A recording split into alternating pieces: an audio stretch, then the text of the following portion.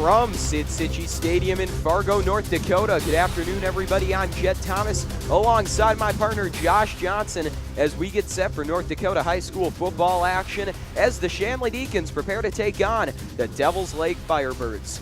Well, folks, it's hard to believe, but we are now entering the final game of our fall sports season and the final game of the regular season for the Shanley Deacons. And the Deacons, of course, the number 1 seed taking on the number 3 seed Firebirds. Josh, I can't think of a better way to cap things off. And Jed, I completely agree with you. This is a playoff game before the playoffs. Both of these teams in the regular season might meet during the playoffs. We don't know, but expect a high-quality game with a lot of energy. Absolutely, Josh. Two of the top teams in AA going at it. Nothing standings-wise will be decided here tonight. Both teams have clinched their positions in the playoffs, but still a lot on the line. We'll touch more on what these two teams are playing for later. For now, though, folks, we're going to send things down to the PA announcer as we join senior night here for the Deacons. Senior afternoon, I suppose, in progress. So we'll get that to you right now.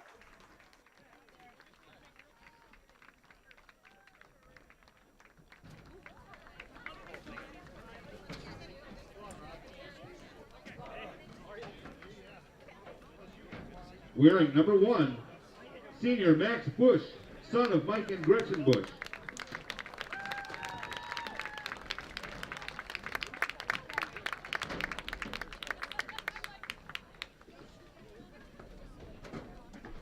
Wearing number 6, Caleb Chrisman, son of Travis and Jess Tibor and Sean Chrisman.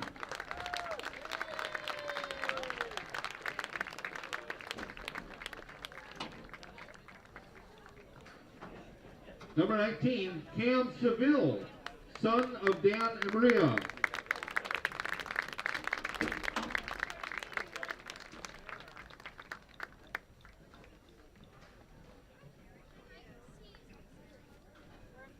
Senior, number 21, Miles Wassick, son of David and Crystal Wassick.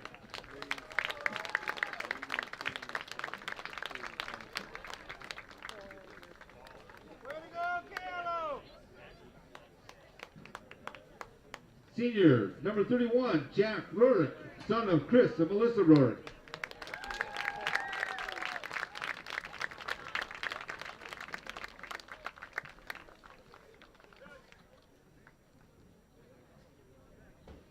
Senior, number 32, Jake McKeever, son of Brian and Lori McKeever.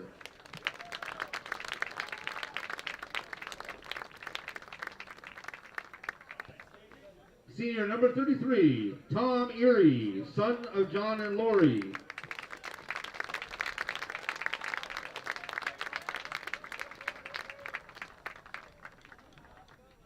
Senior number 41, Cody Malish, son of Jason and Melissa Malish.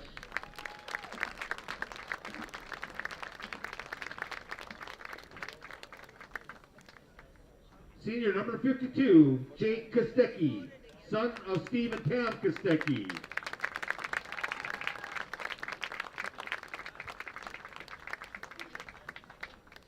Senior number 54, Brady Ort, son of Russell and Marilyn Ort.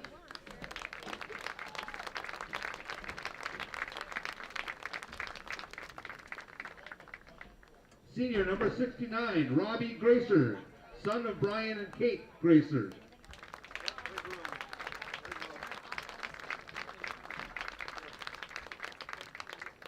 Senior number 81, Jake Cava, son of Ed and Mary Cava.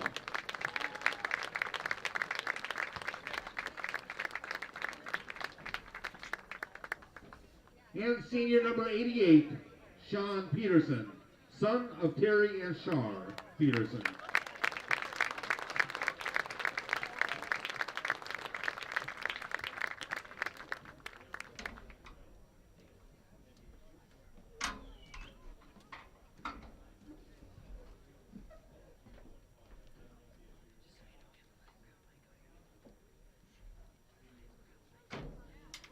Let's give these seniors one last round of applause for their dedication.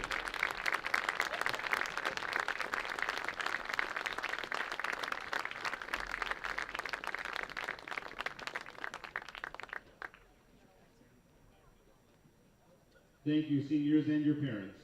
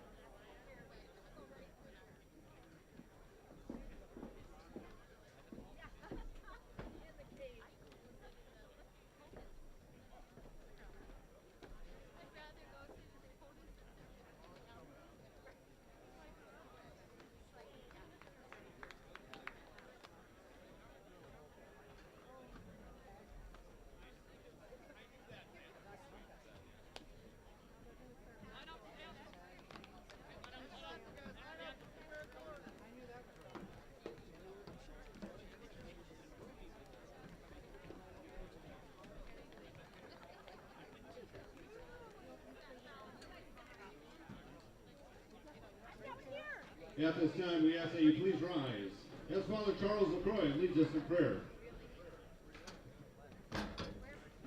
In the name of the Father, and of the Son, and of the Holy Spirit, amen.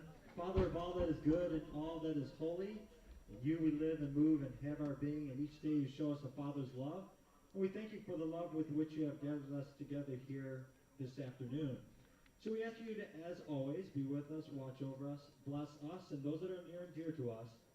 Keep the players free from injury and harm. Allow them to play to the best of their ability. May they show good sportsmanship and reward their efforts today.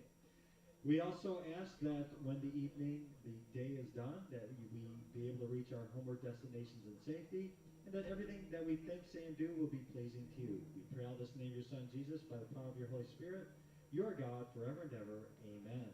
In the name of the Father, and of the Son, and of the Holy Spirit. Amen. Please remain standing. Remove all headwear and place your hand over your heart as we honor America by the playing of the national anthem by the Shanley High School Pep Band.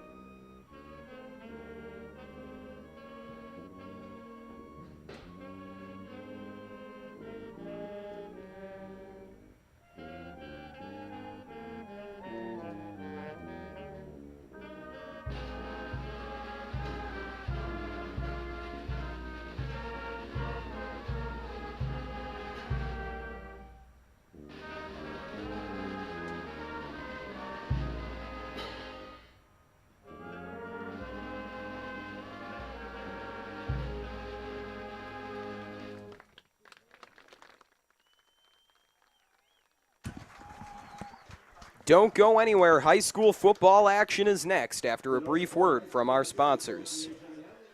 This broadcast is presented by American Family Insurance, Ken Craft Agency, Bell Bank, Butler Machinery Company, Ed's Marine and Storage, the Fargo Jet Center, First International Bank and Trust, Forum Communications, Haley's Hope,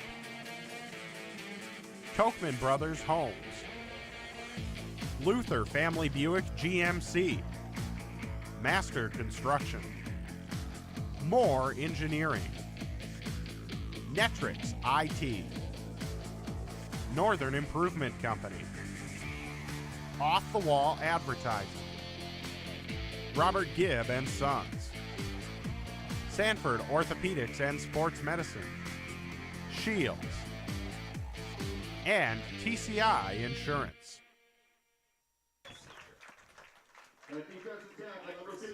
Good evening, folks, and welcome back to North Dakota High School football action. I'm Jed Thomas, of course, joined by my partner, Josh Johnson, as we're getting ready for what should be a fantastic game here between the number 1 seed Shanley Deacons and the number 3 seed Devils Lake Firebirds. It's a real clash of titans here in the final game of the regular season, folks. And Josh, in this big-time matchup, what are you looking for to be some of the keys to the game here? Well, first for Shanley, against last week against Wahpeton, they had a big time defending the run.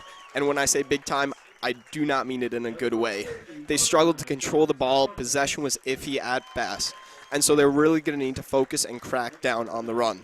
For Devils Lake, it's the complete opposite on offense. They just need to make sure that they do run the ball well. Their passing game needs to be quick. It needs to be efficient.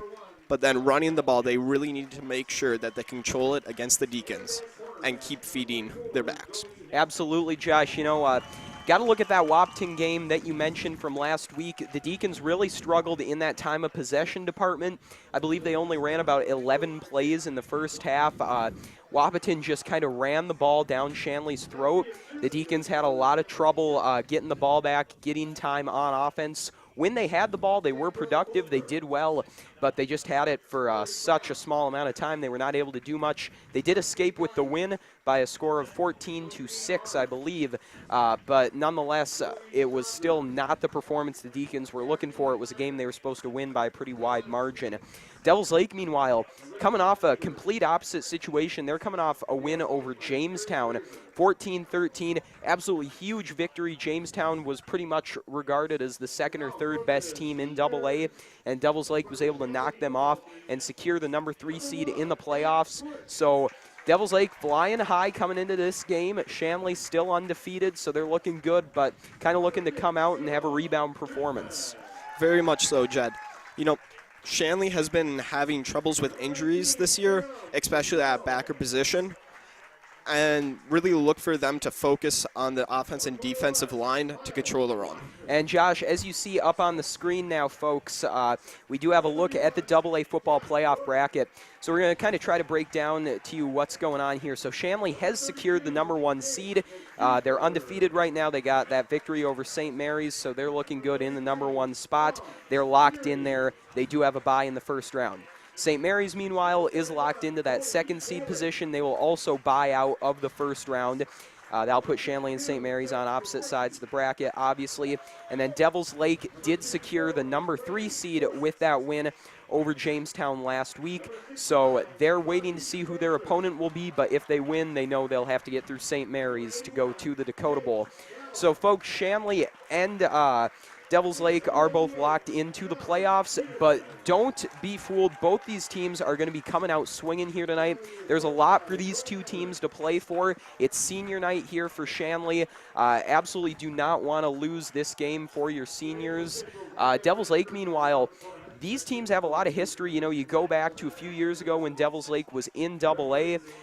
They lost to Shanley 2 years in a row on heartbreaking last-minute plays in the Dakota Bowl. That's something Devils Lake has not forgotten, and there's still a lot of animosity towards the Deacons there. So it's a good matchup of old rivals here. There's nothing to play for standings-wise, but there's a lot to play for in terms of momentum headed into the playoffs and pride. And like you said, Jed, the players for Devils Lake right now, these juniors and seniors, they were middle schoolers back then when this happened, and they remember that. They remember those heartbreaking losses, and so they are really going to be fired up and come out here just electric. Absolutely, Josh. These Firebirds have not forgotten, and they're ready to come out to Shanley's home turf and pull off the upset. So the Deacons will receive, saw the coin toss earlier, they elected to take the ball, going to try to come out swinging, see if they can get the first points of the game. 2 kickoff for Devils Lake. It will be Jacob Andrews.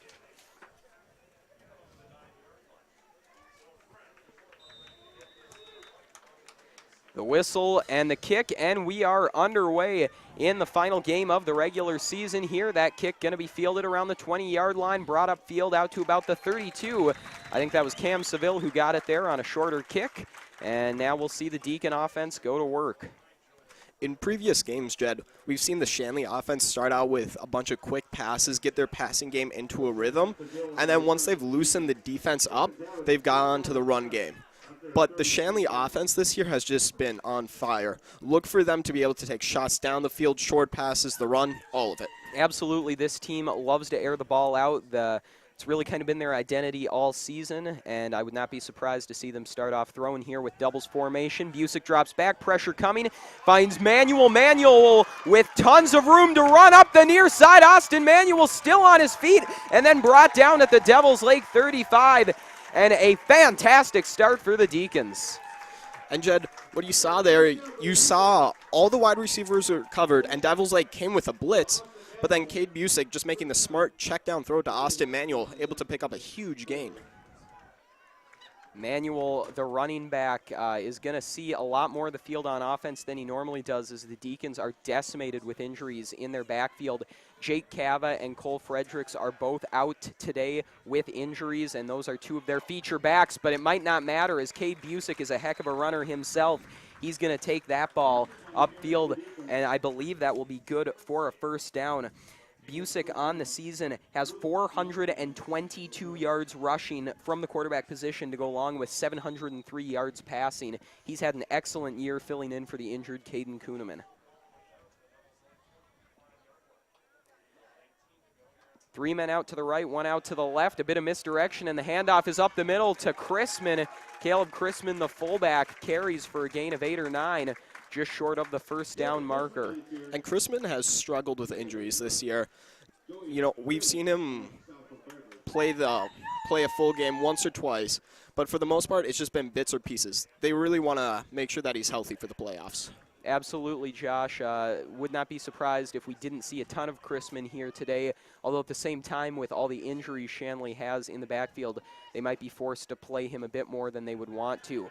Busick has Buckles out in the flat. Haley Buckles turns it up the far side and is brought down, but not before he gets the first down and puts the Deacons at the 6-yard line. Shanley, a very athletic team.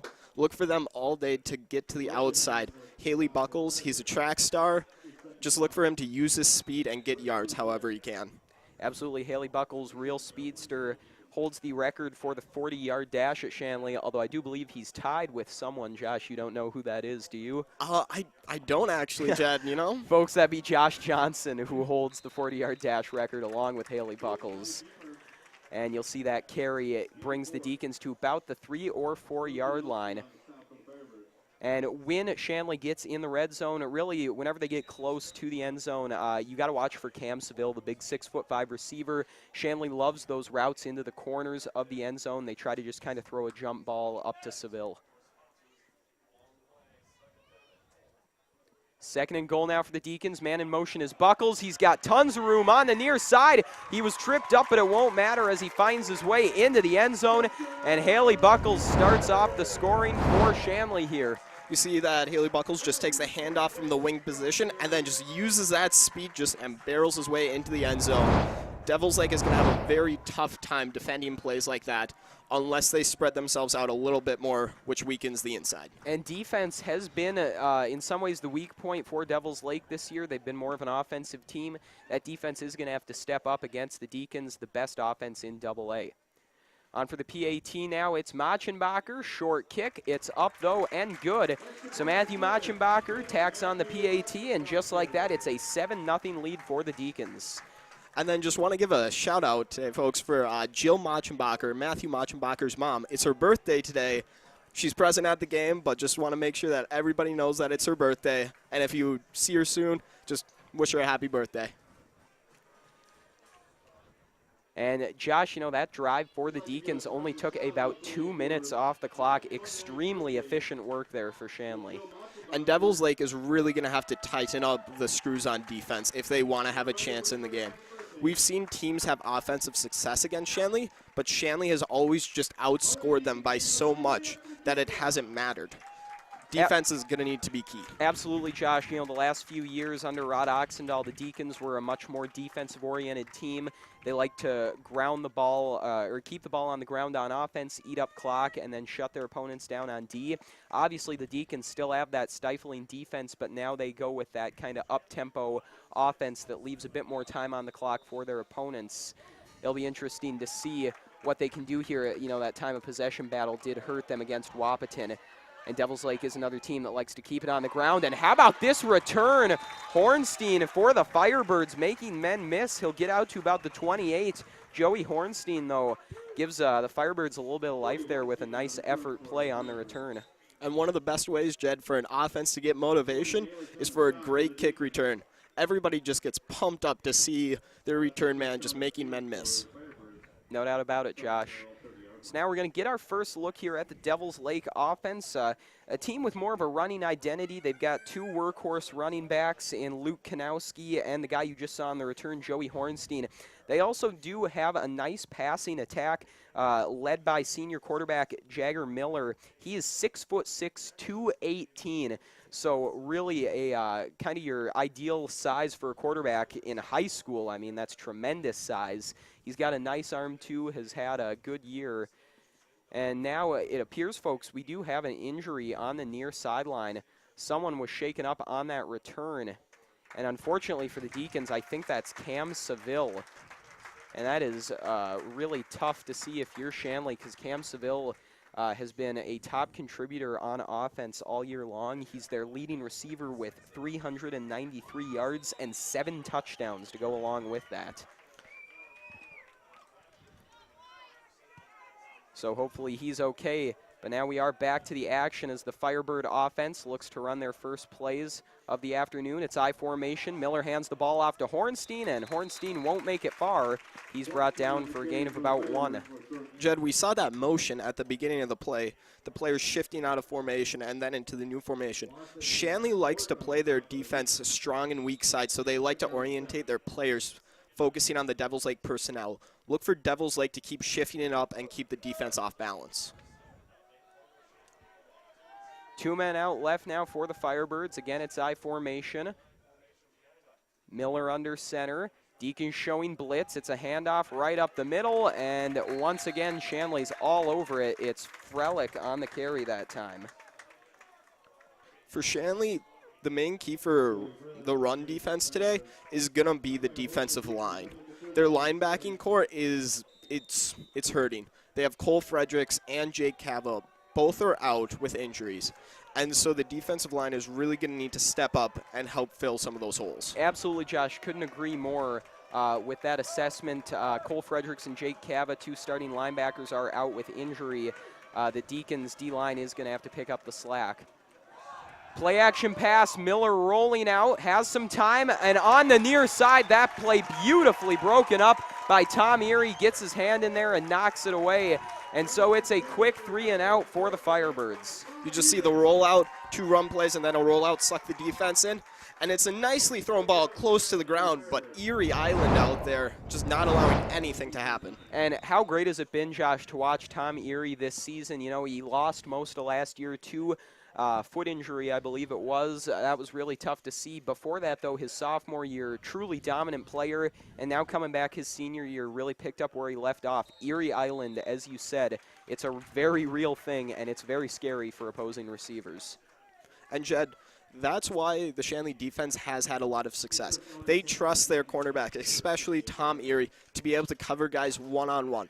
And then from there, they can just focus on stopping the run, and that really allows their defense to be suffocating. So the Shanley offense comes back to work. Sans Cam Seville, however. 8:25 on the clock. We'll see what Shanley can do down another player. The injury bug continues to hurt them. Doubles formation, Busick in shotgun. It's a fake on the handoff, and Busick going nowhere, wrapped up and brought down. Devils Lake showing some of their run defense, stopping Busick right at the line. Devils Lake has some big men on the line. They're quick, they're mobile, and they are willing to get nitty-gritty down there and just truly stop the run. Absolutely, Josh. Nice job stuffing Busick that time. They're going to have to do a lot more of that, though. Obviously, that first possession, they had a lot of trouble. It's a good start, though, that time. Doubles formation again. This time, Busick goes under center. It's a throw out in the flat to Buckles. That's broken up beautifully by Parker Valandry. And a fantastic start here, Josh, for Devils Lake. They're looking a lot stronger. Jed, I really like the look from that. I think that the Devils Lake players have really been coached up this week. As you saw, Valandry, he just made the read on the ball. He saw that it was a screen to the outside, and he just made the jump on it. So now it's 3rd and 11 for the Deacons. Critical third down here. Handoff goes to Buckles on the jet sweep. Has some space. Cuts up on the near side. And here goes Haley Buckles off to the races. They're not going to catch him. Haley Buckles into the end zone for another Deacon touchdown. You see Haley Buckles take the handoff here. And then you see there's Devils Lake defense in pursuit, but they just take bad angles. Haley's speed is so deceptive once you're on the field. He just cuts upfield, and suddenly you're right behind him, and you're trying to chase him down. And Josh, what really hurts Devils Lake there, it had been such a productive series on defense. They stuffed Busick. They broke up a screenplay. It had really been, everything was going their way. And then all of a sudden, Buckles finds space on the outside, and that's really the first time we've seen that play really work for Haley Buckles this season. It's been tough. He's often had trouble finding space on the outside on those sweep plays, but that time you see if you give him the slightest amount of room, he is gone.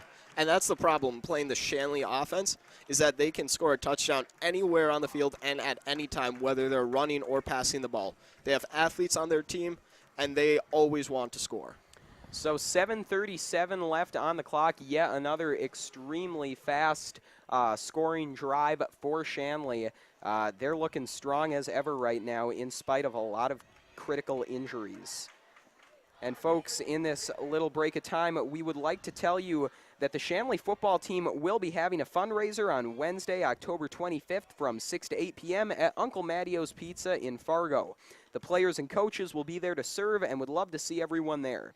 20% of the sales will be donated to the Shanley football team, and the Shanley football team would like to thank you for your continued support. So, folks, be sure to turn out to that event. Once again, that will be at Uncle Mattio's Pizza, October 25th. Kickoff fielded at about the 2. It's muffed, but recovered nicely. The cut up the middle now, and that'll be good for a 23-yard return that time for Aaron Johnson.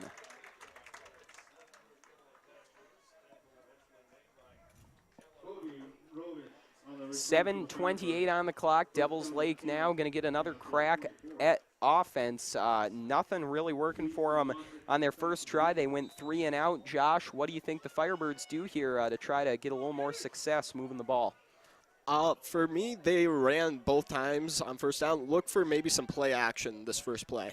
All right, we'll see what they do. It's a bit of misdirection. Hornstein now has a gap on the far side, and Joey Hornstein is out for a first down. And Jed, what you saw there, it was classic wing formation. They faked it off to the fullback, and then they gave it to one of the wing players. As a defense, it's very hard to read who actually has the ball because you have to be covering everybody in the backfield because anybody can run it. So the misdirection works that time, and the Firebirds will have 1st and 10 with the ball on their own 38-yard line. And they draw the Deacons off sides, and I believe that will be the call. And yes, it is. So the Firebirds are going to get another free 5 yards here, and a fantastic start here in this offensive possession for Devils Lake. During warm-ups, you could hear Jagger Miller working his hard count from all the way up in the press box. You could hear it watching Devils Lake warm up, and I think you just saw an example of it that time as he drew Shanley offsides there with that hard count. The Shanley defense very ready for the misdirection there. It was, from what I saw, the same exact play where they picked up the first down previously, but the backers able to read it that time. Well, Josh, it's a classic fool me once situation. The misdirection works the first time, but Devils Lake is going up against a pretty darn good D coordinator in Steve Huber. We've seen him lead this Shanley defense to a fantastic year. They've really shut down most of their opponents, and that time you saw him recover nicely, although this time Devils Lake gets the best of them. Joey Freilich with the carry. That'll make it 3rd and short. Tom Erie making the tackle. He is Erie Island, but at the same time, corners on the Shanley defense are expected to be able to tackle. Both Haley Buckles and Tom Erie are very sure-handed tacklers. And again, Josh, with the loss of Cole Fredericks to a concussion in that Wahpeton game, those corners are going to have to pick up the slack. Fredericks was an outside backer, very speedy. He was able to shut down most runs to the outside. Now, of course, Deacons are without Fredericks, and they're going to have to pick up the slack somewhere. So that previous run did move the chains. That run will be for no gain, but that will make it 2nd and 10. So 5:48 to go here in the first quarter. Devils Lake 2nd and 10 at their own 49-yard line. We've seen a couple different ball carriers here early for Devils Lake, and that is a luxury they have. A lot of different guys can carry the ball here for the Firebirds. It really is running back by committee, and I think you'll see a lot of different names on the score sheet here this afternoon. And Joey Hornstein, though, he'll be the one I think you see the most as he's out for a gain of 6 or 7. Hornstein by far has looked the most productive today. He's looking fast. He looks like he can make the reads very quickly and knows what hole to go into. Well, Hornstein is the feature back for the Firebirds, 879 yards on the year. More impressive than that, though, he's averaging 6.1 yards per carry. That's an incredible number right there, averaging 109 yards per game as well. Wing formation now for Devils Lake. Deacons showing blitz. Miller hands it off up the gut. Carry for the fullback goes nowhere. Luke Kanowski that time. And you are not going to get the Deacons on a 3rd and 5 situation like that. Trying to go right up the gut, that's just not going to work. And I think, Jed, what they were hoping for was maybe like a 3 to 4 yard gain and then go for it on 4th down. But the Shanley defense just truly prepared with it. Looks like they're going to punt now. And Josh, I understand the decision to punt here kind of in the middle of the field on Shanley's 45, but I got to say, the way the defense has looked, if you're Devils Lake, you're going to have to think about playing some more aggressive football perhaps. It's a tough situation, 4th and 5, middle of the field, but if they can't get a stop here, I think we're going to have to see maybe a little more desperation from the Firebirds. And I think you're right, Jed. It's 14-0 right now. Shanley's offense has just been moving down the field at will. Like, you got to take some risks sometimes to have something happen. Absolutely. So the Deacons go back to work, 4:10 on the clock. Cam Seville is still on the sideline, seated on the bench. Not sure what the extent of that injury is. Although with this game not mattering standings-wise, you do have to wonder if the Deacons will refrain from playing him even if he feels like he might be good to go. Wouldn't want to get him any more hurt for playoffs. Short completion that time, Busick to Wasik, good for a gain of about 4. Nice little pass just to give Busick a little bit of rhythm. Throw the ball down the field, even if down the field is only 3 to 5 yards. It helps to get into rhythm. Yeah, I like the play call there, Josh. Not only the rhythm part, also gives the Deacons a bit more breathing room as they're out at about the 15-yard line now. A bit more space to work with, not so pressed up against your own end zone. Carry goes to Manuel this time. He was met with contact initially, but just kept the legs churning. And Austin Manuel doing an admirable job filling in at running back. And that's what you need if you're Manuel. He isn't the fastest guy. He's not the strongest guy either. But when he's willing to get those extra 2 or 3 yards just by churning those legs, it doesn't matter anymore because now he's picking up first downs. Emmanuel, one of those guys, just kind of a real athlete. It doesn't really matter what position he's at. He just kind of has a knack to do a good job wherever you put him in your offense or defense. He's even the long snapper for the Deacons, so that shows the versatility. Busick forced to step up here, and he's going to be stopped. Gain of about 5, so that makes it 2nd and 4 now for the Deacons. And Cade Busick so dangerous with the legs, and Devils Lake is going to have to be able to contain him when he gets outside of the pocket in this game. While Busick did pick up 5 or 6 yards, the linebackers, they were ready for him. They were waiting for him to scramble. Look for Devils Lake to keep trying to contain Busick. Firebirds, as you said, Josh, doing a nice job swarming right now. Just maybe want to meet him a bit earlier. Busick finds Wasick again, and Miles Wasick still on his feet as he falls down at the 35. Another first down here for the Deacons, and still looking efficient as ever. First down and 10 for the Deacons.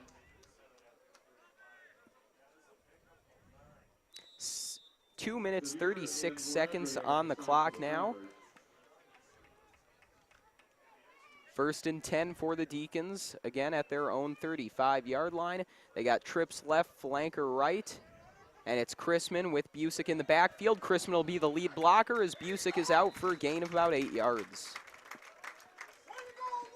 And that part of the Shanley offense has just been indispensable for them this year.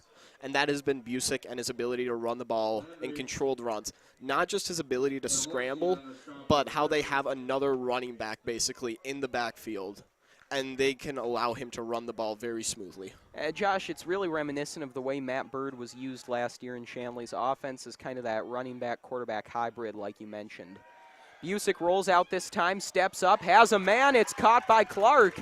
Andy Clark down at the Devils Lake 45, and the Firebird defense just does not have an answer for really anything the Deacons are doing right now. Busick with the beautiful pass. He put just enough touch on it to get it over the backer, but right to his wide receiver. So a fresh set of downs, 1:35 left to go here in the first quarter. Trips right, flanker left. It's Busick with Chrisman once again in the backfield. Play action pass.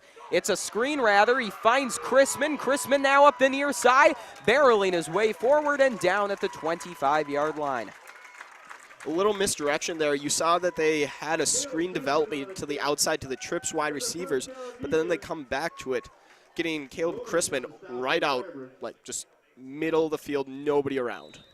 And Caleb Chrisman, almost unfair the way he is able to move a guy his size. Comes in on the roster at 6'3", 235, but man, you would not guess it the way how fast he moves out there. Really kind of a monster for Shanley. Busick with time over the middle of the field. He's got McKeever, and Jake McKeever down at the 5-yard line. Shanley looking to make this a 3-touchdown game before the end of the first quarter.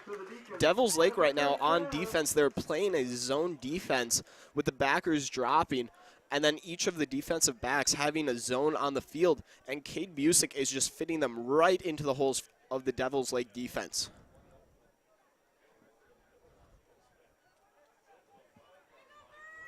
One minute left to go in the first quarter. Busick can hand this one off to Chrisman, and Caleb Chrisman untouched into the end zone, just making it look easy. If you're Shanley, you're not going to get an easier touchdown than that, or at least if you're Caleb Chrisman. Blockers did a fantastic job, but just untouched, just kind of walks into the end zone. So Matt Machenbacher out to attempt the PAT once again.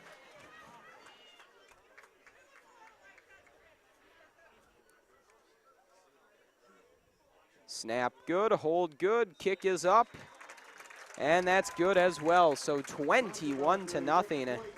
The Shanley Deacons just rolling, and just like most games we've seen them play, especially at home, Shanley, you know, when they play their game, they've looked unstoppable this season. Now, we have seen games against teams like Wahpeton where Wahpeton was just kind of able to figure out the Deacons, that ground and pound style, played nitty-gritty D, played Shanley close.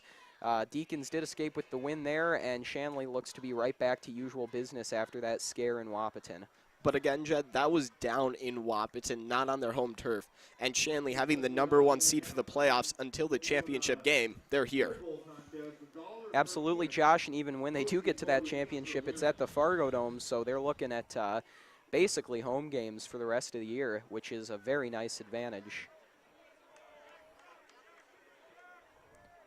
All right, Deacon fans, everybody up for the kick. Cody Malish on to kick this ball off, and Malish, another strong kick down at about the 10-yard line. It's going to be fielded there and brought up. A little bit of space on the far side. Another nice return for the Firebirds, and that time it's Kobe Romish getting it out to the 35, and that's what you need if you're Devils Lake. You need yards any way you can get them. I hope, Jed, Devils Lake this time takes a little bit more risks on their drive. They were moving the ball, but they punted the ball on 4th and 5 around midfield. I hope that we see them air the ball out a little bit more, loosen the Shanley defense up, and be willing to take those risks to go on downs where traditionally you would not. All right, well, we'll see if that's what they do here with the wing formation. One man split out to the left. Misdirection. Miller hands it off to the fullback. That's Kanowski, out for a gain of 1 or 2. And that Shanley D-line just continues to swarm. Really, you know, we talked about the D-line having to pick up the slack for some injured linebackers, but I do not think that is going to be a problem for these guys. You got guys like Joe Cava at the defensive tackle position. He has already got 36 tackles on this season to go along with 8 sacks. He's been absolutely dominant. And then Jake Kostecki, another D-tackle, 31 tackles, 8.5 for a loss. The Shanley D-line is looking as good as about any I've seen in the last few years. Another nice carry for Joey Hornstein, and I believe that will move the chains. Yes, that's the case. And Joey Hornstein really appears to be Devils Lake's answer to Shanley right now. You know, when they give the ball to Hornstein, let him do his thing, he has been very effective. And I think the Firebirds are going to allow that to be the final play of this first quarter. So after 1 quarter of play, Shanley leads it 21-0. Devils Lake, though, has the ball and is driving. And you hear the Deacon fans applauding this Shanley team, and you can see why. Up 3 scores after 1 quarter of play against the #3 seed in the state is a pretty impressive afternoon, I'd say. Very much so, Jed. And if I'm Shanley right now, and I'm on defense, I'm going to be really looking to build momentum. And the best way to build momentum is getting turnovers. Devils Lake, they're going to keep looking for that ground and pound game. But if you're able to strip the ball or get an interception or get a big sack, that really helps to charge up the defense and then prevent these long drives that this drive has the potential of being. Absolutely, Josh. And with this little break here, folks, we want to say don't forget that you can connect with Shanley TV on social media. Get the latest updates about Shanley sports teams, plus reminders about upcoming broadcasts. Like our Facebook page today at facebook.com/ShanleyTV. Follow us on Twitter at ShanleyTV, and follow us on Instagram once again at ShanleyTV. So, ready to start the second quarter here. The Firebirds come out after another nice run from Joey Hornstein. I formation with 1 wing back on the near side. Miller under center, going to give this one off to Hornstein, and he is met immediately by Jake Kostecki in the backfield. And what did we say? That Shanley D-line, Jake Kostecki, one of the top contributors. Like you said, Jed, he had 31 tackles with, 9 of them being tackles for a loss. That is a very impressive stat to be able to get the jump on the ball, get by the offensive lineman, and get in the backfield like that. That is a very athletic play and a hard one to do. Absolutely. So that's going to make it 2nd and 13 now. And we'll see if we get another look at this Devils Lake passing attack. It's been quiet so far. Perhaps it's another run, though, to try to set up a more manageable 3rd down. It's a play-action pass, pressure coming. Miller looks downfield. He had Hornstein, but the coverage was too good. Buckles and Hoffer converge there, and Haley Buckles is shaken up on that play. He went down pretty hard and is having some trouble getting up, so the trainer is going to come out, and, boy, you really hope Haley Buckles is not hurt. Plays a lot of the same positions as Cam Seville, who went down with an injury earlier. And Buckles is going to walk off under his own power, albeit a little slow. So Andy Clark will come in. And that's one good thing for Shanley. They do have a lot of depth at that corner position. Andy Clark started most of last year at corner opposite Haley Buckles when Tom Erie went down. So Shanley fortunate to have Clark on their bench just waiting to go. Very much so, Jed. Also, with the injury to Haley Buckles, when you're going up for passes like that and you're playing defense like that on those balls, you're running, it's awkward positions, and sometimes you just fall awkwardly. Hopefully he is okay. He does appear to be moving a bit better on the sideline. Meanwhile, 3rd and 13, 4-man rush. It's still going to find its way into the backfield. Miller has to step up, and he's out for a gain of 2 or 3.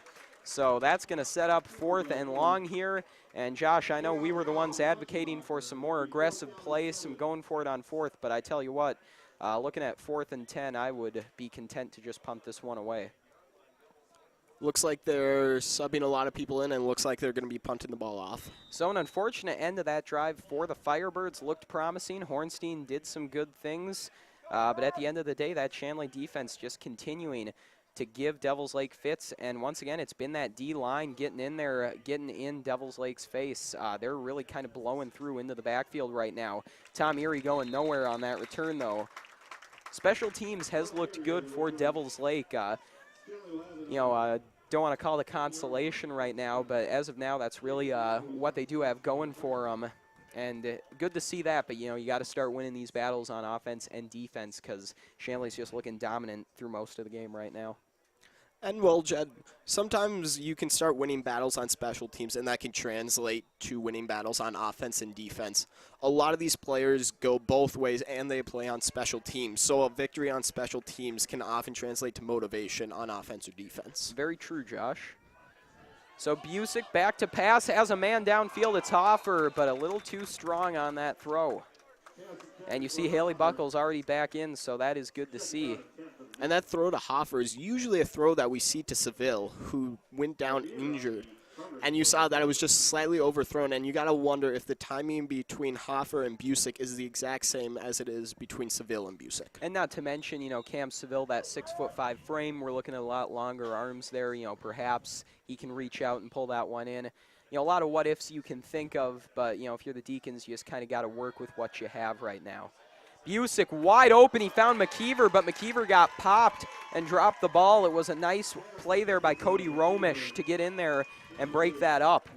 And as a defensive back, that's all you can do a lot of times. The wide receiver gets in good position. It's a good ball thrown, and you're not able to get directly to the ball. So the next best thing is just lay a big hit on the wide receiver and hope that they drop it. So the Deacons come out on 3rd and 10. It would be huge if Devils Lake could get a stop here. Really big for their confidence. We'll see if they can do it, though. Doubles formation for the Deacons. Looks like an option play. Busick goes out to Manuel. Manuel, lots of room. He'll be dragged down, but not before he gets the first down. So a little speed option there, and it pays off as Austin Manuel picks up the first down. Very unfortunate for Devils Lake, like you said, Joel. Sorry, Jed. My partner's Jed. But like you said, Jed, they had Shanley in a hole. It was 3rd and 10. It was their best chance so far of this game to stop the Shanley offense, but they just weren't able to. And that's really been the case for Devils Lake throughout most of this afternoon. They've put Shanley in a couple tough situations. They put themselves in some good situations. They just haven't been able to close them out. That time, though, you do see him make the stop on Busick. No one open downfield, had to step up, and he was met that time by Kanowski. And Busick has a very strong arm, and sometimes he just wants to rocket the balls in just very small holes. But sometimes it's just best to check it back and then just take the couple yards that you can get. Don't want to force anything, risk a turnover. Trips right, flanker left, Chrisman and Busick in the backfield. We've seen a lot of this formation. The handoff goes to Chrisman, and Caleb Chrisman makes it about 2 or 3 yards before being piled on there by the Firebirds. Again, now it's 3rd down again. Devils Lake has another opportunity to stop the Shanley offense. But for Shanley, this is a very 3rd and manageable. They've been able to pick up 4 downs this game almost at will. So really look for the Devils Lake defense to have to step up to be able to stop them. 9:12 left in this second quarter. Again, it's 3rd and 4, ball on the 40-yard line of the Deacons. Was going to be a run there for Busick, but a whistle. And I'm guessing we had a little movement up front. We'll see who it's against, though. Shanley's backing up, and that will be the call. It's going against Shanley. So the Deacons are backed up, I believe, 5 yards there, and that will make it 3rd and 9, so a much more difficult situation here for Shanley. Good news, though, if you're Devils Lake. Illegal procedure will be the call against the Deacons. It was going to be a run by Busick on that 3rd and 4, at least it appeared to be. Wouldn't shock me if we see that again, although with 8 yards to go, perhaps it's a pass play. That Deacon passing offense has been fairly potent. That is the call. Hoffer wide open, and Talon Hoffer still on his feet on the far sideline. Hoffer trying to escape, and he's brought down at the 20. And the Deacons just keep rolling. The defensive back for Devils Lake there, he was giving Hoffer a huge cushion that play. You have to understand, if you're the defensive back, that it's 3rd and 10 and that you are protecting the chains. And so while you don't want to bite on those underneath routes, you need to make sure that they don't pick up the first down there. Right, Josh. It's a good catch. Austin DeVere that time seems to be playing about 10 or 15 off the line of scrimmage. Maybe something you see on a 1st and 10 situation, watching the deep threat, but not what you would expect in that 3rd down and long. And a fantastic play to start things off here for Devils Lake. That play blown up by Parker Valandry. We've seen a lot of 1st and 2nd down success for the Firebird defense, but once it gets to crunch time, those crucial 3rd and 4th downs, Firebirds have just kind of disappeared. And so they're going to have to change that as those big-time pressure situations are where you win football games. Deacons with 4 receivers looking to stretch the field again. Man in motion is Buckles. It's a fake. Busick looking to his left. Fires over the middle of the field. It was picked, but Dolan couldn't hang on. 3rd and 13, however, after the loss of yards on 1st down. So Devils Lake putting the Deacons in a tough situation, but boy, Firebirds got to close it out here, got to make it 4th and 13 or at least 4th down. And right now you're in that awkward position if you're Shanley. High school kickers have a very tough time kicking from this distance, and so it's that awkward, do I kick a field goal, do I go for it on 4th down, what exactly do you do? Deacons hoping to not have to make that call as Busick rolls out to his left, pressure coming, steps up, middle of the field, wide open is Haley Buckles, and into the end zone for his 3rd touchdown of the afternoon. And I think what we've been seeing a lot, as we see Busick roll out here, is that Busick has had relatively a lot of time to throw the ball. You see he has to avoid some pressure there, but Haley Buckles is just able to find the spot in the zone where none of the defenders are. And he just sits there, and then Busick finds him, and it's a touchdown. So 27-0 now in favor of the Deacons. Machenbacher on to attempt his 4th extra point. Snap back to Clark, good hold, and Machenbacher puts it through the uprights. So 28-0, and still 7:47 left to go in the second quarter. Josh, the Firebird offense seems to be improving on each possession, but again, they just seem unable to convert on those 3rd downs. What are you looking for, again, from this Devils Lake offense trying to move the ball against Shanley? Well, Jed, one of the big things about the wing offense is that you're able to set up a lot of things with it. We've seen already a decent amount of misdirection with first the fullback and then giving it to another running back. But even from there, you can get with more misdirection, maybe faking it to 2 guys at first and then giving it to a 3rd guy. More play action. So the more you set up those basic plays, the more it sucks the defense in and the bigger opportunity you have for those big plays. All right, so Deacons on to kick this one off. It'll be Cody Malish, I believe. And yes, it is Malish, the soccer player, crossing over to do some kicking work for the Deacons. Just last week, I believe, at State Soccer it was, Cody Malish scored the game-winning goal in the 3rd place game for the Shanley Deacons. So Malish has had a nice fall this year. Obviously done a nice job on kickoffs, and then a nice job at State Soccer as well. Deacons also have Max Bush, another soccer player who does some kicking work for them. Dahlin on the return. He was the man who almost had the interception in the red zone, and he gets out to the 25, so that's where the Firebirds will get the ball. And looking at this game, Jed, the Devils' like defense, they can hold Shanley on third down, and then their offense can convert on third down. It's a very unfortunate situation right now, as third down is the down that matters most. Couldn't agree more with you, Josh. First and second have looked fairly even, if not have gone more in favor of the Firebirds. But when it comes down to third, Devils Lake just seems to be, they don't seem to have an answer really on offense or defense. And that time on first down, they're going nowhere. Shanley D-line just continues to be all over them. On the carry for the Firebirds. Cichy on the stop for the Deacons. Second down and 10. Kostecki on the tackle that time. It brings up 2nd and 10. 7:17 left in the second quarter.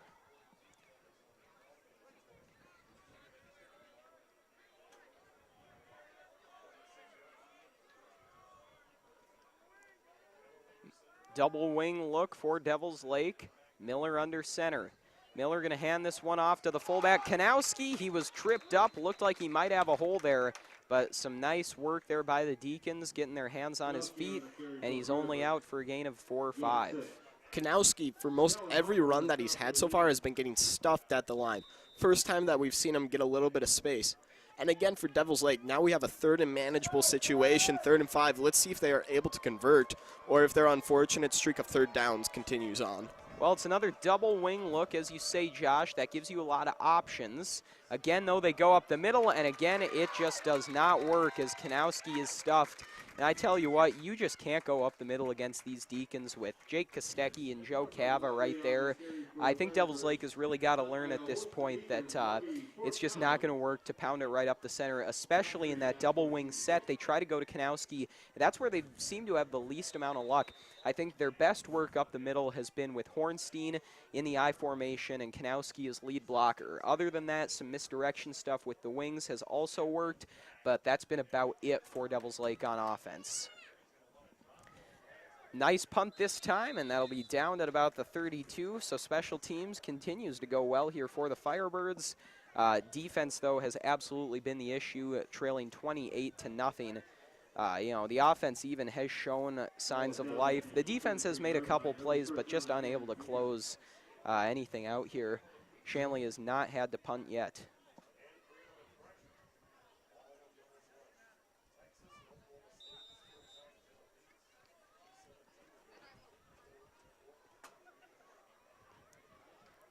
Deacon offense, kind of half breaking the huddle that time, getting the play down, and they appear to be ready to go now. They've got trips left, flanker right. Busick and Manuel in the backfield. Busick drops back to pass, pressure right in his face. It's a screen out to Manuel, though. And how often has this play worked in this game? Austin Manuel with the first down. And Devils Lake right now just unable to do anything against those screen plays. And the thing about a screen play, Jed, it's almost a run play, but you're just extending the play out a little bit farther. And so with a screenplay, you have the mobility to start wherever you want on the field as long as you get the completion, but then it's just letting your guys do the work and get upfield. Similar look here for Shanley. Receivers bunched in a bit closer, and Busick just goes down. My gosh, what a fantastic play that time from George DeMars. He just drives Pollard straight back into Busick. That is just a baller of a player right there, DeMars. And it's not surprising to see his name called on a play like that, as he is arguably Devils Lake's top defensive player, checking in with 34.5 tackles, 6 sacks, 15 tackles for a loss. He really has been fantastic all season long at defensive end for the Firebirds. 2nd and 15 after a big loss. Pressure coming again. Busick has a man, though. It's Hoffer. Dahlin going for the legs. He can't get him, though. Talon Hoffer off and running, and he will go into the end zone again. And Josh, that's really the story of the game here. The Devils Lake D-line, I think, has done an admirable job but the secondary has just been burned time and time again. That second level of defense has just really not been there for Devils Lake. And that's the thing, Jed. That's why Shanley is getting a lot of those third downs converted. That was second and, 13, 14, and they got a touchdown on that. That's just not acceptable if you're Devils Lake to be in those situations and then allow plays like that. Absolutely. You get tremendous play from your D-line there, and then you give it back with a huge pass. That's just not going to win you games. And now 35-0. Bush tacks on the extra point. 4:32 left to go in the second. And, Josh, whenever as a high school team you can get a competent passing offense going, the two hardest things in high school football, I think, well, not including kicking, we know how difficult that can be, but two hardest things in high school football are pass offense and pass defense, just very difficult to execute with high school kids. If you can get a competent passing offense going in high school football, you're going to give a lot of teams fits because it's just not something they have to defend very often. And this season, Shanley has been really blessed to have Caden Kuhneman, their starting quarterback, an excellent passer, and Cade Busick as a backup has also been an excellent passer. And so Shanley been running this pass-heavy offense against a lot of teams that just have not been able to handle it. And I think that's what we're seeing here against Devils Lake. The pass defense just not there for them. And so Malish will kick off once again. 4:32 left to go in the second. Cody Malish has had an excellent afternoon kicking. Malish keeps it low this time, and that's a line drive right over the head of a couple Firebirds. This one going to be fielded at about the 10, and swarming tacklers that time for Shanley shuts down any return the Firebirds had there. And right now, if you're Devils Lake, you're down by 35 points. There's 4.5 minutes left in the second quarter.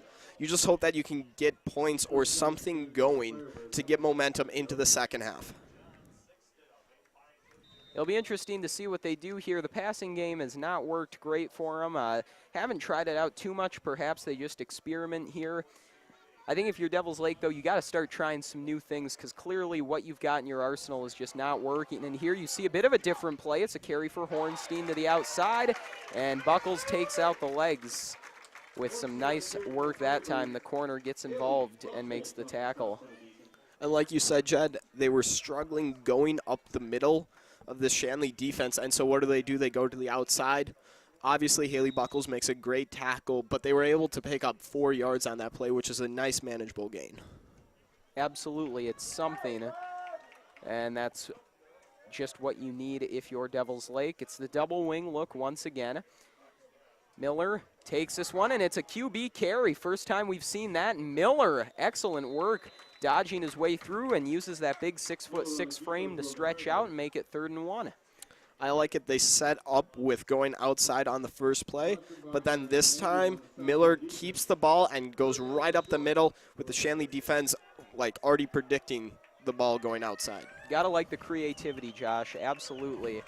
Like I said, you want to just kind of try whatever you can here, and that's exactly what they're doing. Gotta respect it. So it's that same look. Miller in the backfield with Kanowski. Hornstein goes in motion, and that's who the give will be to. Hornstein going to be met right at the line, though, and I don't think he got that first down. It looks like the refs are motioning that it was a first down. And, Josh, that is the case. They will give it to him. Hornstein stretched out there. It was close. They do give it to him, though, and so Devils Lake gets a fresh set of downs here with 3 minutes to go in the second. And obviously that was 3rd and inches, but Devils Lake struggling so much on 3rd downs. It's nice to see them finally being able to convert. Absolutely. I formation now for Devils Lake. This has been a formation where they've had some of their most successful plays. Handoff goes to Hornstein. He's out for a gain of 2 or 3. That time doesn't work so well, but still positive yards is something. And Jed, something just to be careful. It's 2:30 left on the clock. Devils Lake, they're moving right now, and if they keep moving, fantastic for them, but the time might run out because running the ball on all 3 downs, it just really does drain the clock. I would agree, Josh, but with 3 timeouts left here, I think it's working. I think it's okay for now, especially because, ground and pound type of offense is what gives Shanley the most trouble. Obviously, it doesn't give them a ton of trouble. They're a pretty strong run defending team, but it is what works best. And at this point, I'd be content just maybe tiring them out a bit here, not giving the offense back the ball. Under 2 minutes to go now. You do raise a good point, though, Josh. When do we start to see, some of the 2-minute drill work here? When does Miller start airing the ball out?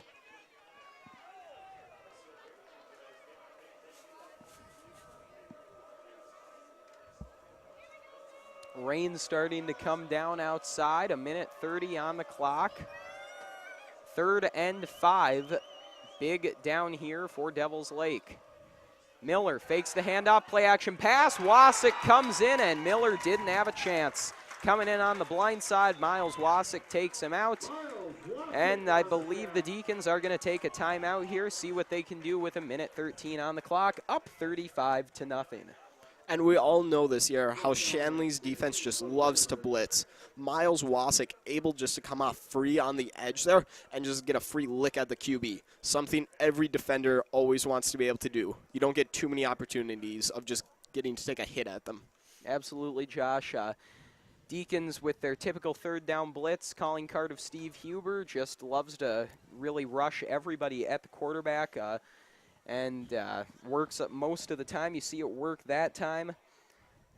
And Devils Lake just not having much success in any department right now. Passing game has not been there for them. The pass defense, obviously. Hornstein has had limited success carrying the ball.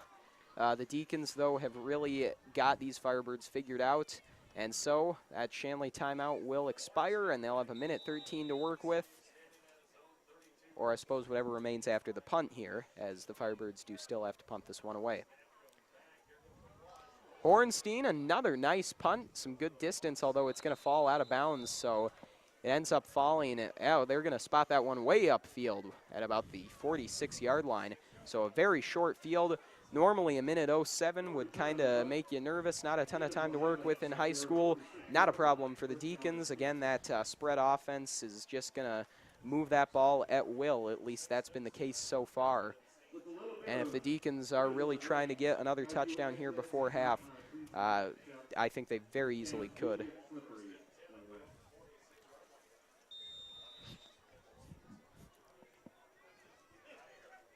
The Deacons go 5 wide here, up 35-0, 1:07 left.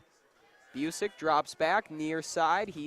Far side rather. He had Buckles, and Buckles is brought down. An interesting choice there by Buckles. He decided to cut back, didn't go out of bounds. And the way the Deacons are playing right now, they are trying to score, so that's not what you want. Probably rather get maybe a couple less yards, but stop the clock nonetheless. They did pick up 8 there, and now 42 seconds to work with. Busick drops back, a little bit of pressure, steps up, and now he's off to the races. Cade Busick slipping and sliding, makes 2 Firebirds collide there and gets the first down. And Jed, this is high school, so once you get a first down, the clock does stop. So it's stopped at 35 seconds right now, and now the clock has resumed. Or looks like there's a timeout on the Devils Lake side. And yeah, Josh, I do think that's the case. It's the Firebirds spending their first timeout of the afternoon. Likely just trying to get their defense set here. Now, the one area where the Devils Lake has had some success, they've done a nice job. They make the Deacons burn a little more clock than most teams do because they do have some of that success on 1st and 2nd down. They're giving Shanley a bit more of a challenge on defense than we've seen from other opponents this year. So Shanley's still obviously scoring, but it's taking them a bit more time. And so with only a minute left to work with, now they've only got 35 seconds left, Devils Lake might be a bit better suited to keep Shanley off the scoreboard in this situation than some of the other teams the Deacons have played. And Jed, right now, if I'm the Shanley coaches, I'm really missing Cam Seville in this situation. He's their go-to guy to be able to take a shot downfield, which is something that you want to have the ability to do, especially if the time gets around that 10-second mark just to take one last shot. You want Cam Seville in the end zone. Absolutely, Josh, the big 6'5" receiver. Rare for him not to win a jump ball. So tough not to have him here. Another 5-wide look for the Deacons. Busick dropping back, looks upfield. He's hit from behind, though. I think that's incomplete. No, are they going to say that's a fumble? They are calling it a fumble, Jet. Wow, So let's get a look at that replay. So the pressure comes from that left side. And Josh, I gotta say that might be a fumble. It's tough to tell. Maybe we can get one more look at it here. Just see if that arm is going forward. And so what we're really looking for is if the arm is propelling the ball forward, and it looks like it does a little bit, but it's just enough. It's a close enough call where, you know, without instant replay, for a judgment call, I'd say it's pretty good, you know, for how close it is. You know, maybe the arm was going forward, but still, nice play for Devils Lake. They do get the call, and so they take over. We'll see what they opt to do with only 30 seconds. Do they try to take a shot, or do they run out the clock? So it looks like they're taking the shot. It's a throw on the far side. Miller trying to connect with DeVere, and that one not working. DeVere just kind of ran out of space. But very impressive by the Devils Lake defense to be able to stop the bleeding a little bit on defense. That's the first stop that they've had against the Shanley offense. And it's something that you just need to be able to keep fighting into the second half, is to know that you can stop this offense. And that's the first turnover I've seen the Deacons, at least first-string offense, have in a while. So Devils Lake got to be feeling good about that.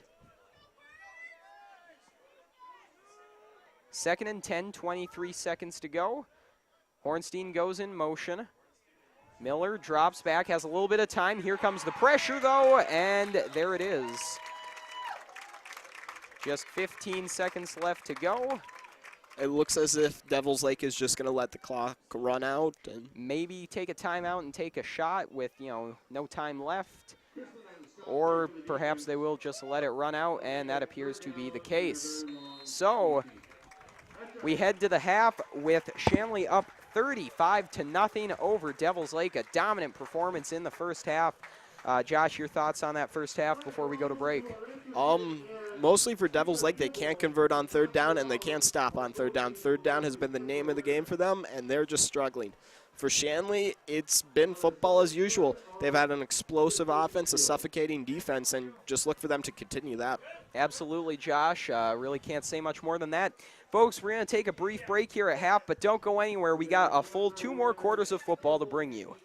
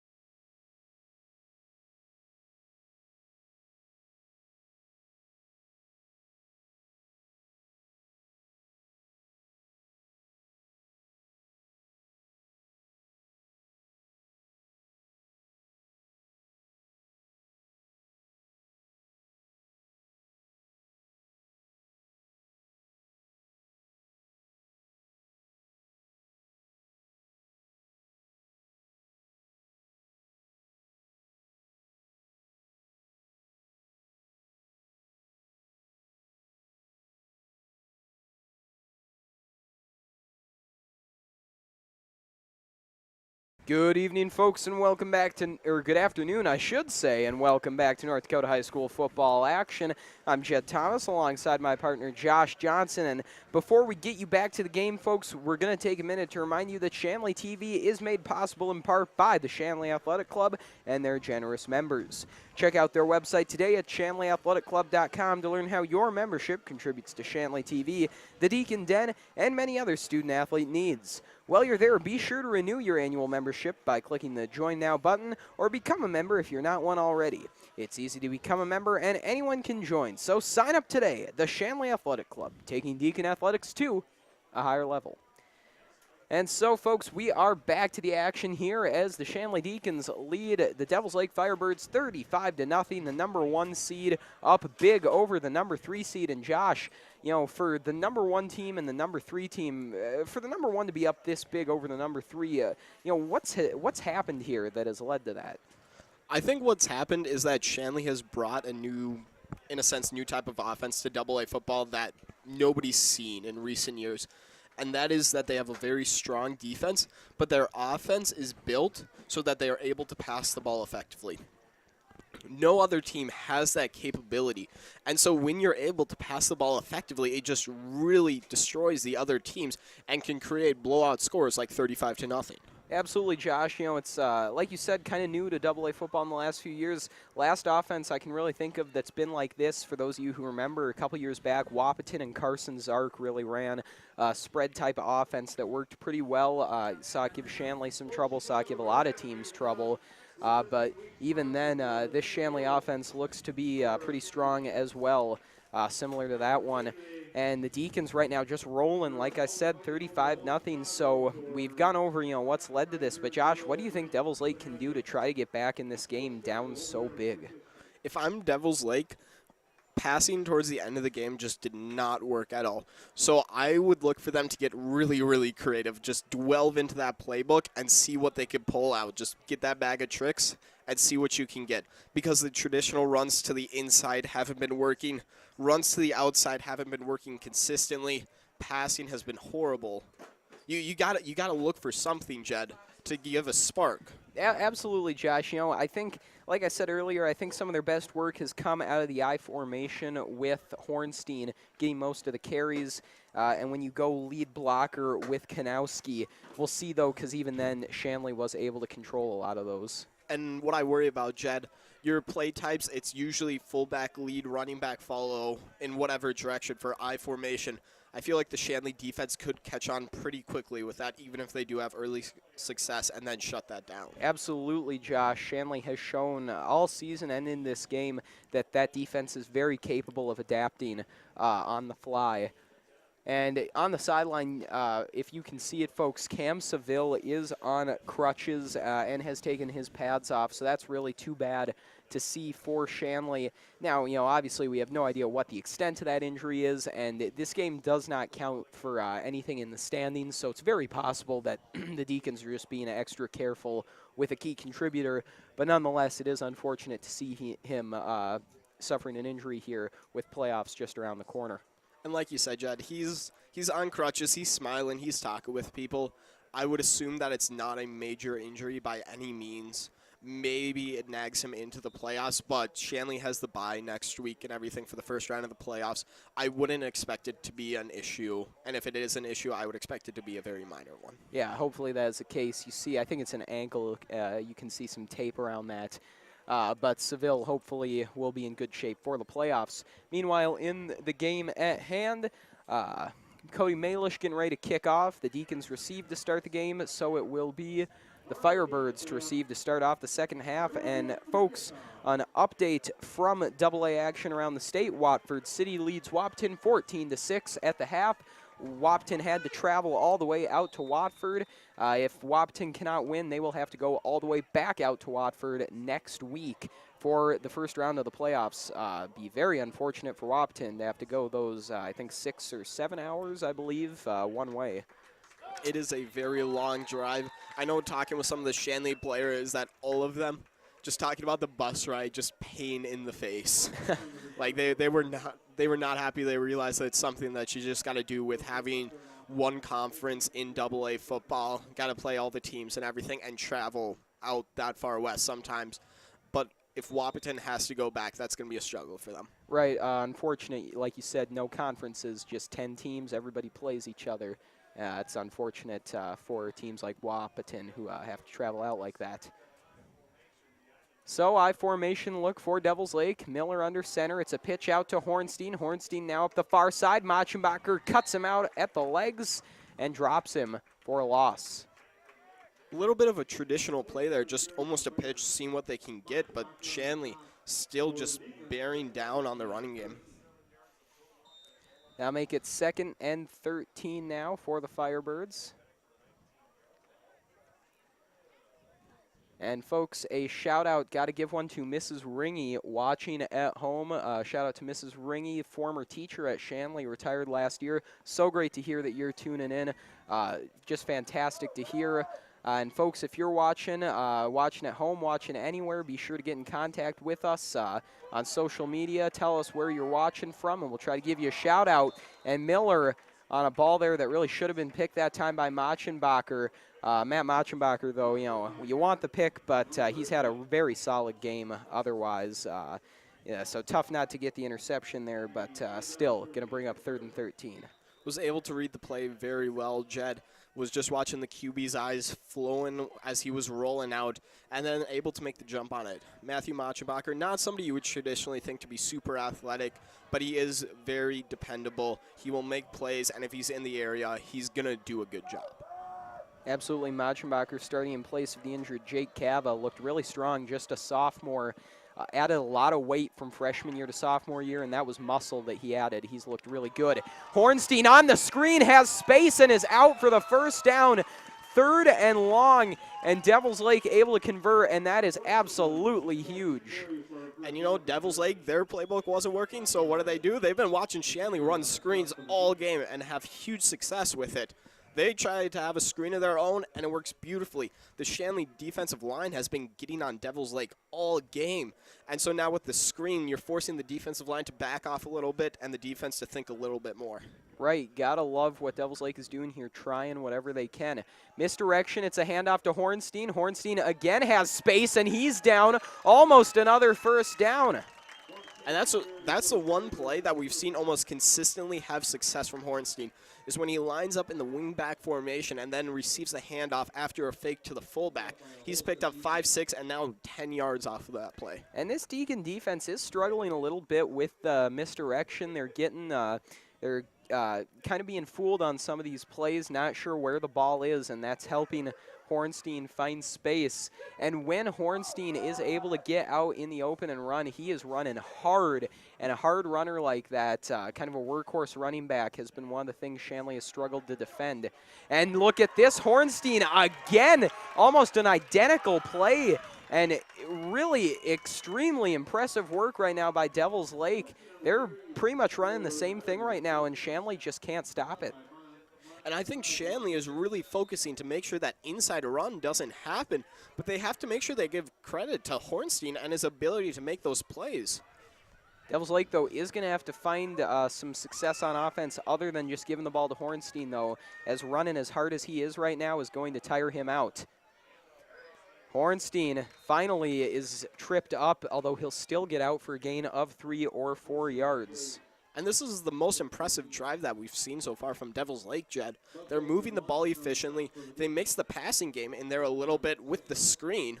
And so it looks like the Shanley defense is a little bit on their heels. Let's see if they can regroup and repress.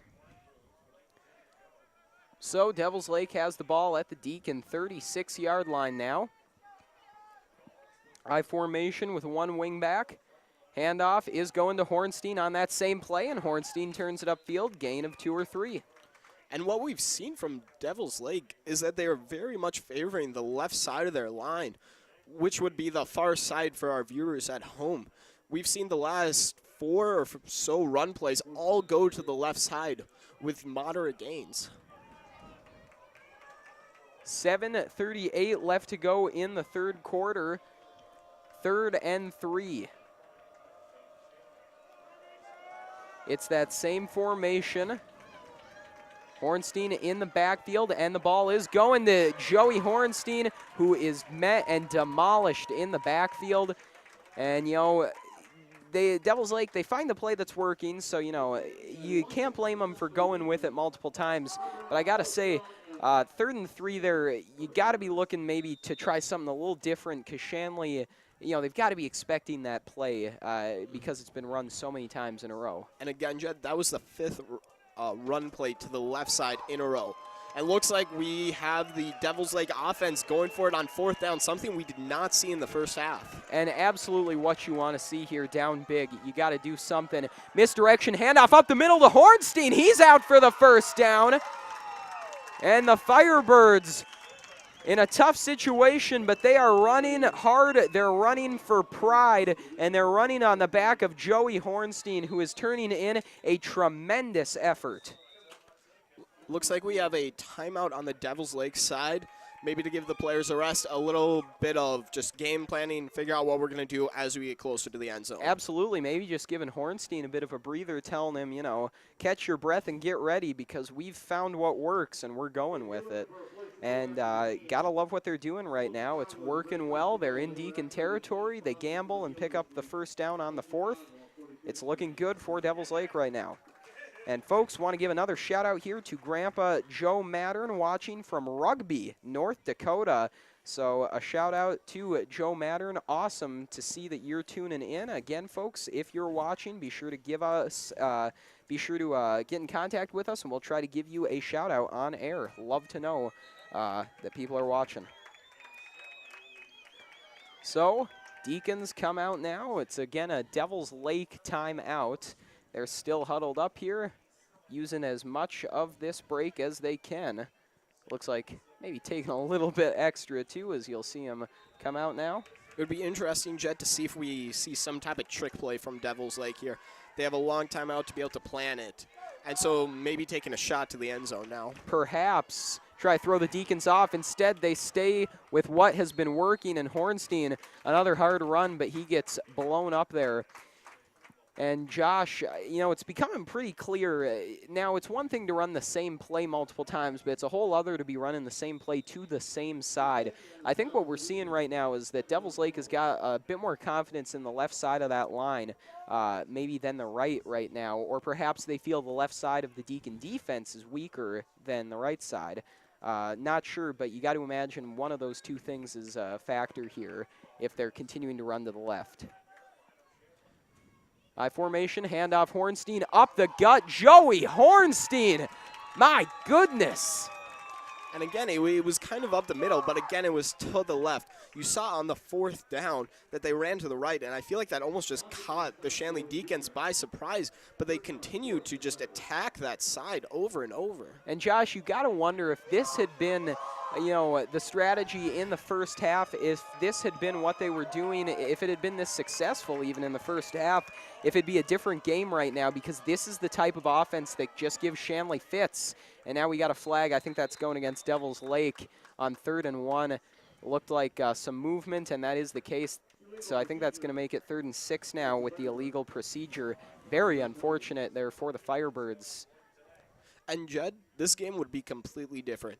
You look what's happening right now. This is the first possession for Devils Lake in the second half, and there's 5:21 on the clock.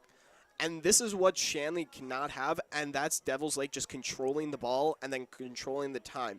The best defense is a good offense. They're just keeping the ball away. And, Josh, this is, you know, a lot of what Shanley used to do on offense, ground and pound, burn the clock, and jam it right down your opponent's throats. Wahpeton did it with Aaron Dykey last week. It's what gave Shanley so much trouble. They just continued to hammer that ball right at the Shanley defense. And that strategy is working here for Devils Lake, although it's not working that time as Joey Hornstein is stopped for no gain. So that's going to make it 4th and 7, ball at the 24. Josh, I think you got to go for it if you're Devils Lake. But what's the play call here? I agree that you have to go for it here, but it's a 4th and 9 situation. It's very tricky. What I'm thinking is back to the big play that they had at the beginning of the drive was the screen play. The running has been iffy. They've gotten a lot of gains. They've traveled down the field, but it looks like Shanley's been stopping that pretty consistently. Something like a short pass or a screen play. I like it. Let's see what they do. And jumping off sides is the right tackle that time for Devils Lake, Kyle Gratton, and that is going to cost them. Makes it 4th and 14. And boy, have the penalties really hurt Devils Lake here, shooting themselves in the foot. They went from 3rd and 1 to now 4th and 14. Coaches always say that penalties are drive killers. And when you have 2 penalties on a single set of downs, driving them back 10 yards, it's just, you can't have that, especially when your game is ground and pound. You just can't. Work themselves right out of the red zone, unfortunately. So 4:05 on the clock, left to go in the third here. They're forced to pass. Some protection here for Miller, looking deep downfield. Caught by Hornstein for the touchdown. Who else would get it? And perhaps a little bit of life for Devils Lake. And you see the Shanley defense. They're all down there. They're watching the ball, but then just miss it, and Hornstein makes the catch. And if he's having trouble run the ball after he does an amazing job, why not just throw him the ball? And so on to attempt the PAT now for Devils Lake is Spencer Frith. But Josh, how about that drive for Devils Lake? You're down 35-7 now as that splits the uprights. But man, you got to wonder if they had been able to do that earlier in the game, if we'd be looking at a different game right now. And I think we definitely would. Because in the first quarter, Shanley scored, 3-4 times? And right now in this quarter, Devils Lake had the ball for everything but 4 minutes right now. Shanley wouldn't have had time to score the ball. And then another thing, what I'm looking at is Devils Lake. Hornstein, the entire drive was through him. He was what gave their offense life. Almost all the successful running plays through him, and then the touchdown pass through him. So the big thing right now for Devils Lake, you got to get the ball back, and you got to get it to Joey Hornstein. We'll see what they can do.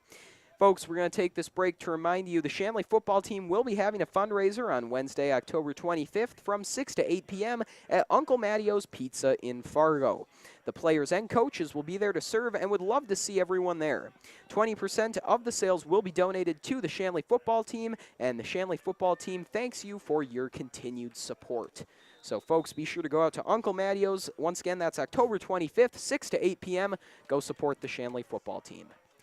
So Buckles going to field this kick at about the 10-yard line. He's got some space on the near side, turns it upfield, still on his feet, and is brought down at the 30 by Josh Dolan. And now Devils Lake, they had life on offense, but now they need to transfer some of that life on offense over to defense and see if they're able to get a stop on the Shanley offense. If they could generate a turnover, even if they could just, do a 3-and-out or something, just don't let Shanley score, and that would be absolutely huge. And before the Deacons run this first play here, folks, got to give a quick shout-out to Mark and Pam Johnson, of course, the parents of legendary Shanley TV announcer Lucas Johnson. Handoff goes to Chrisman. Caleb Chrisman barreling forward and down at the 35-yard line. Just for the record, no relation between Lucas Johnson and myself. Yes, our last name is both Johnson, but for the record. Thank you for the clarification, Josh. Both, though, very talented. So 3 minutes, 25 seconds left to go in this third quarter. It's 2nd down and 5 now for the Shanley offense. Caleb Chrisman had the carry last time. It would not surprise me if we see Shanley keep the ball on the ground here throughout most of the second half, just try to burn some clock. I formation, handoff Chrisman, and Chrisman is brought down just short of the first down marker. So a big 3rd down coming here. The way Chrisman's running it right now, it's looking like it'll be pretty easy for the Deacons to get just a yard, but we'll see. Yeah, you saw Chrisman there just take out his own offensive lineman, taking on the defender and his offensive lineman, and he was just able to barrel forward. Very hard to stop Chrisman in these short yardage situations. Well, and, that's the thing about Caleb Chrisman. He's really built like an offensive lineman, but he's got the speed and agility of a running back, and that's what makes him so dangerous. So it's a QB sneak up the middle. It was close. Not as much push as you would have thought, but it is enough. The way Busick's been running, most of the time those QB sneaks with a guy like Cade Busick, good for 3 or 4 yards. That time, Devils Lake admirable job trying to stand him up, but the way this Deacon offensive line is getting push up front, you know, they're going to get that 1 yard every time. And again, what we're looking at, Devils Lake able to hold the Shanley Deacons to a 3rd down, but now they let them convert, and it's a new set of downs. Another update from AA ball midway through the 3rd quarter. Watford City and Wapton are tied 14-14.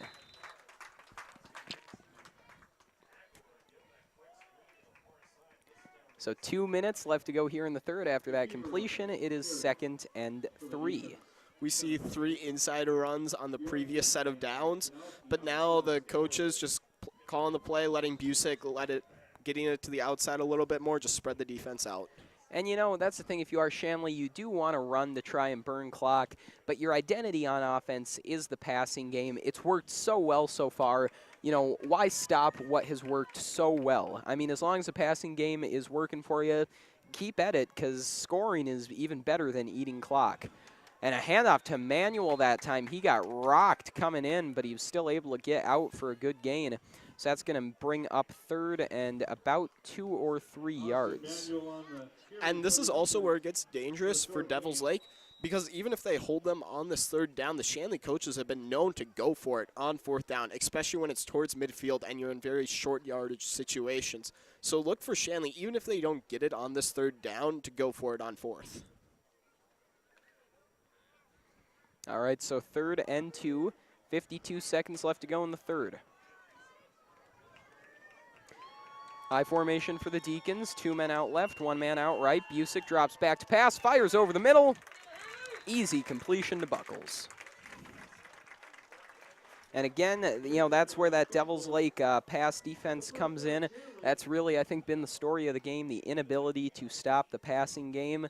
You know, the linebackers and guys up front have done a decent job, you know, stopping the run there. But when Shanley starts to stretch the field, they go 4 or 5 wide, you know, even 3 wide. That time you saw Devils Lake just can't contain them. And the real thing about passing defense is you always want to be with the players, but you need a very fast and aware defense. You need a swarming defense, so whenever a ball's thrown, you have all 11 guys on the field going for that ball. Right now on the play, you see that Haley Buckles got it, and then there was 2 guys going for him. You need to recognize that as soon as possible and have guys taking all the angles away, so then you're able to shut down those pass plays. So 11 seconds left to go here in the 3rd after that first down for the Deacons.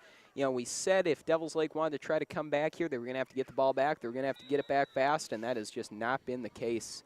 You know, there's been some success on offense, obviously, especially with that last drive, but when it comes to defense, they have just not been able to do much here.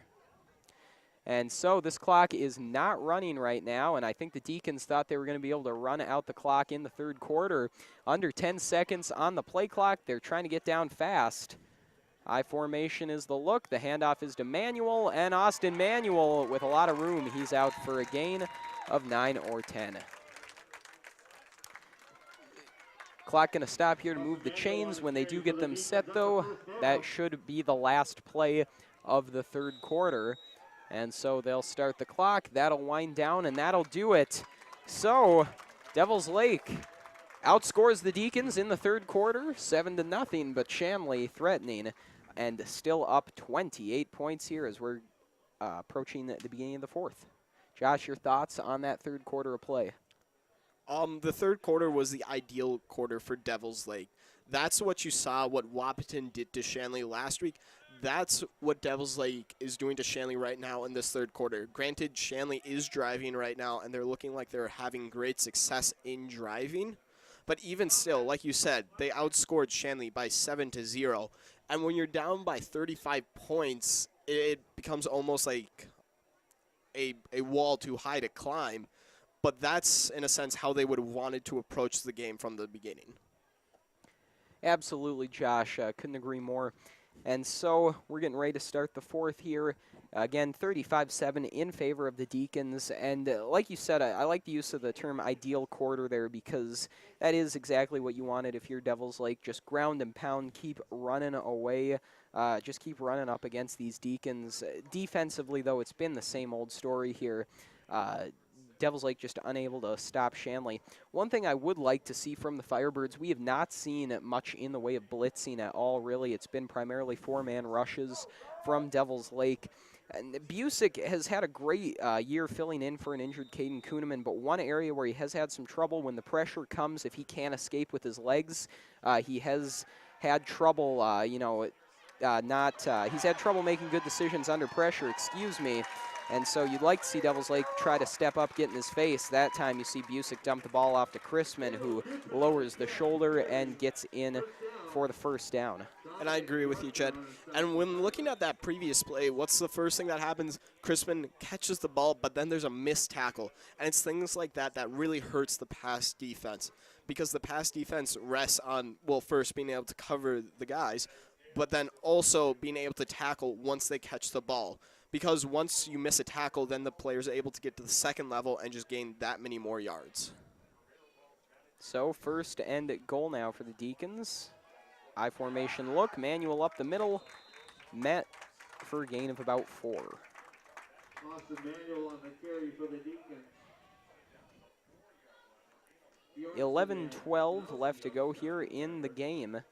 Shanley looking to reestablish that 35-point lead.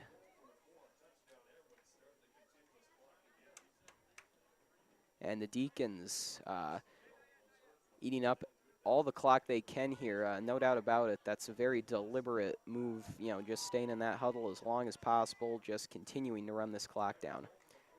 Handoff going to go to Manuel up the middle. He is just brought down hard, though, by Luke Kanowski. Kanowski lost his helmet on the play, so he'll have to sit. But a nice play by Kanowski, gets in the backfield and takes down the ball carrier, Manuel. Loss of maybe 1 or no gain. And it's 3rd down and 5 right now to the goal line. And if you're Devils Lake, if you're on defense, everything gets compressed a little bit, so you're able to focus a little bit more on the run while still defending the pass. If you're Shanley, you don't have the full array of options going downfield, but you still have the speed going from side to side.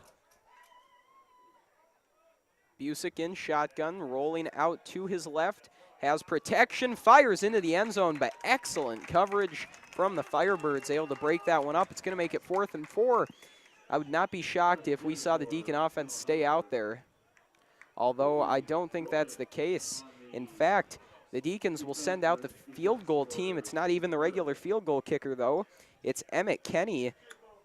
Actually, the 3rd-string kicker for these Deacons is going to come out to attempt the first field goal of the afternoon. Let's see what Kenny, the freshman, has got. Not a horribly long kick here. It's about an extra point. From the near hash, though. Snap's good, so's the hold. The kick is up, and that is good with plenty of leg. So Kenny gets the field goal. That makes it 38-7 with an even 10 minutes on the clock. So, Josh, the Firebirds can't keep him off the board, but they do stop Shanley from getting the touchdown for the first time in this whole game, and they stop the first-string offense for the Deacons. Got to be happy about that at least. Yes, you just do. Like, I agree with you, Jed. The Devils Lake coaches, with this, they're going to be able to show their team, even if this game is out of reach right now, they're going to be able to show their team, like, look at this quarter, look what we were doing. Like, they definitely have things to build off of and to move into the playoffs with. Yeah, Josh, I think if Devils Lake could have started this game the way they started the second half, it'd be a whole different situation. But, we can say that as much as we want. At the end of the day, the Deacon defense really kind of shut them down. I don't think it was necessarily a play calling decision. Had they been calling different plays, it would have been different. I think at the end of the day, the Deacons, just started this game off too strong for Devils Lake. But if the Firebirds had come out at the beginning the way they came out in the second half, I think we would be looking at a different game. And that should make Devils Lake at least feel a little better going forward. Should they hit Shanley in the playoffs, you gotta at least take some comfort in the fact that you can play with them. You just haven't done it for a full game yet. Muffed kickoff is turned into a pretty nice return, as that's out to about the 32-yard line. It's Kobe Romish. And then also that was Max Bush kicking off for Shanley, senior kicker who also plays soccer, able to get a kickoff in for him. seen Shanley try out a couple different kickers here this afternoon. So far, everybody's done a pretty good job at what they've been asked to do. 9:51 left to go in the game.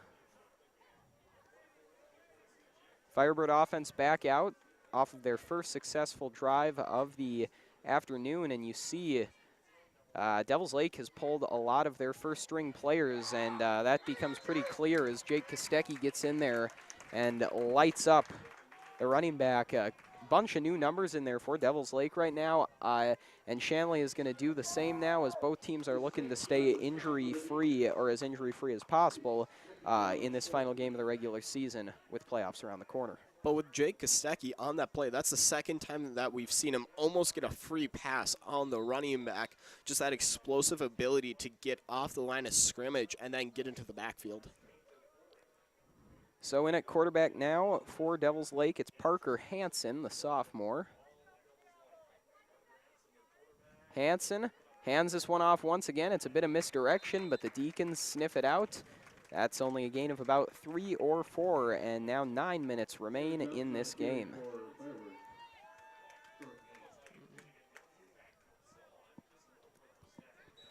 Firebirds facing 3rd and 9 now, with the ball on their own 34-yard line. Deacons have not fully subbed out all their starters. You see Wasik, Hoffer, McKeever all still in there, Andy Clark in there as well.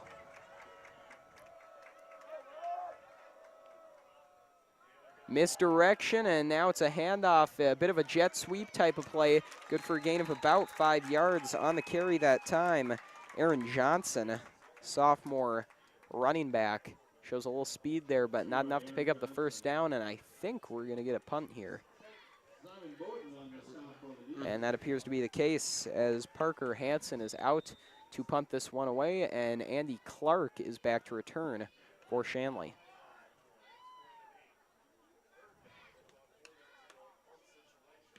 Hansen with the punt, low line drive, and it'll bounce down to about the 26-yard line.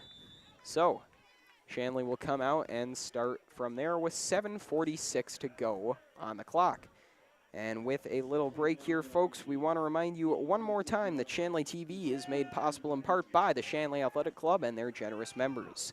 Check out their website today at ShanleyAthleticClub.com to learn how your membership contributes to Shanley TV, the Deacon Den, and many other student-athlete needs. While you're there, be sure to renew your annual membership by clicking the Join Now button or become a member if you're not one already. It's easy to become a member, and anyone can join, so sign up today. The Shanley Athletic Club, taking Deacon athletics to a higher level. So I formation for the Deacons. Handoff from Osley to Gladich. Gladich on the near side, still moving. Kevin Gladich breaks a tackle, and he's finally brought down at about the 46-yard line of the Firebirds.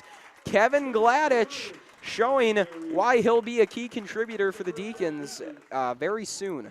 And Jed, I'm just looking at his speed and his breaking tackle ability. You saw that he had to break a tackle initially to get to the second level, but once he did, he was just off to the races. Fortunately for Devils Lake, somebody was able to chase him down, but Kevin Gladich, very quick, very strong. Only listed at 5'8", 155, but he certainly does not play like it, does not shy away from contact, and moves with tremendous speed. They go Gladich to the opposite side now, and that's going to work about just as well as he's out for a first down and a little bit more.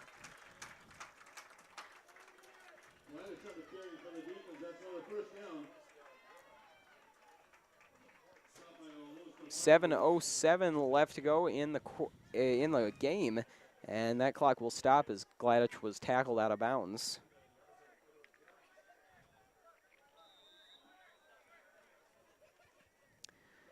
I formation look for the Deacons. Carter Kochman is checked in at running back. Ben Osley under center. Osley hands this one off to Kochman. Flag comes in from the far side. Kochman good for a gain of 3 or 4. We'll see what the call is, though. Carter Kochman on the carry for the Deacons. Frederick and Gainsforth on the stop for the Firebirds. And now we'll get the signal as to what this is. Looks like the Deacons are backing up, and it's a false start call. Play here. So the false start going to cost the Deacons on that play. Would have been a gain of 3 or 4. Now it's a loss of 5, so they'll replay first.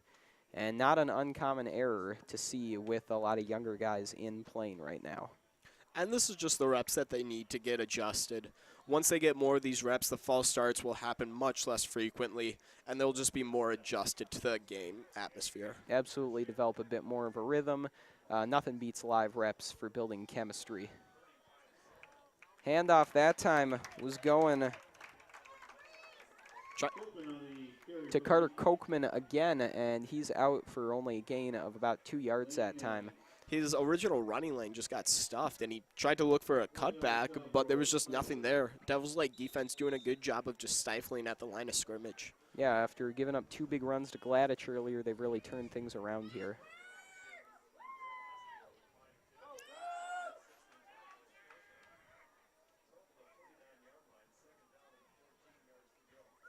Second and 15, I formation for the Deacons. Gladich back in at running back. Handoff goes to Gladich again. He churns the legs for a gain of about 5. And just to see Gladich's speed there, in the backfield, he got the handoff at the same level where his fullback was. Originally, your fullback should be ahead of you and already in the hole right about when you get the handoff, but he was at the same level as the fullback. Maybe have to look at adjusting depth of running back starting point, but very quick. Gladich's speed, obviously his calling card here, has demonstrated the power though. 3rd and 11, 5:10 left to go in the game. Osley gonna run it himself, and he goes nowhere fast as the Firebirds collapse on him. And so Osley never really had a chance there. And we'll have to see what the Shanley team does now. Osley still out on the field. It looks like they're going to be going for it, Jed. 4th and 11, up big here. You know, you got the second string in. I can see why. Just trying to get as many reps as possible for the Deacons, younger players here.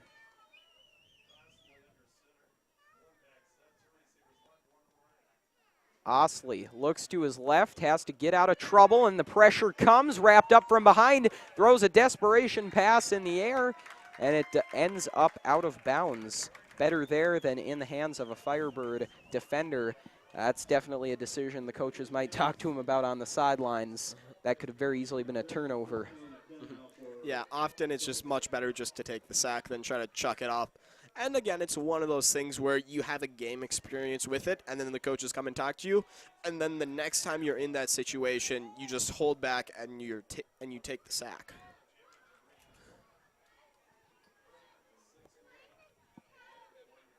So it's 1st and 10 now with 4:18 left for this Devils Lake offense.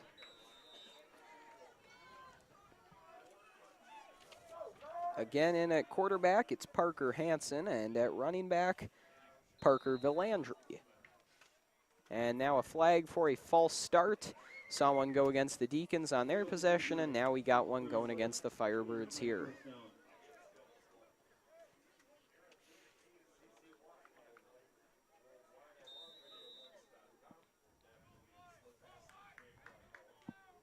So that'll make it 1st and 15. More challenging start now as the Firebirds are back at their own 32.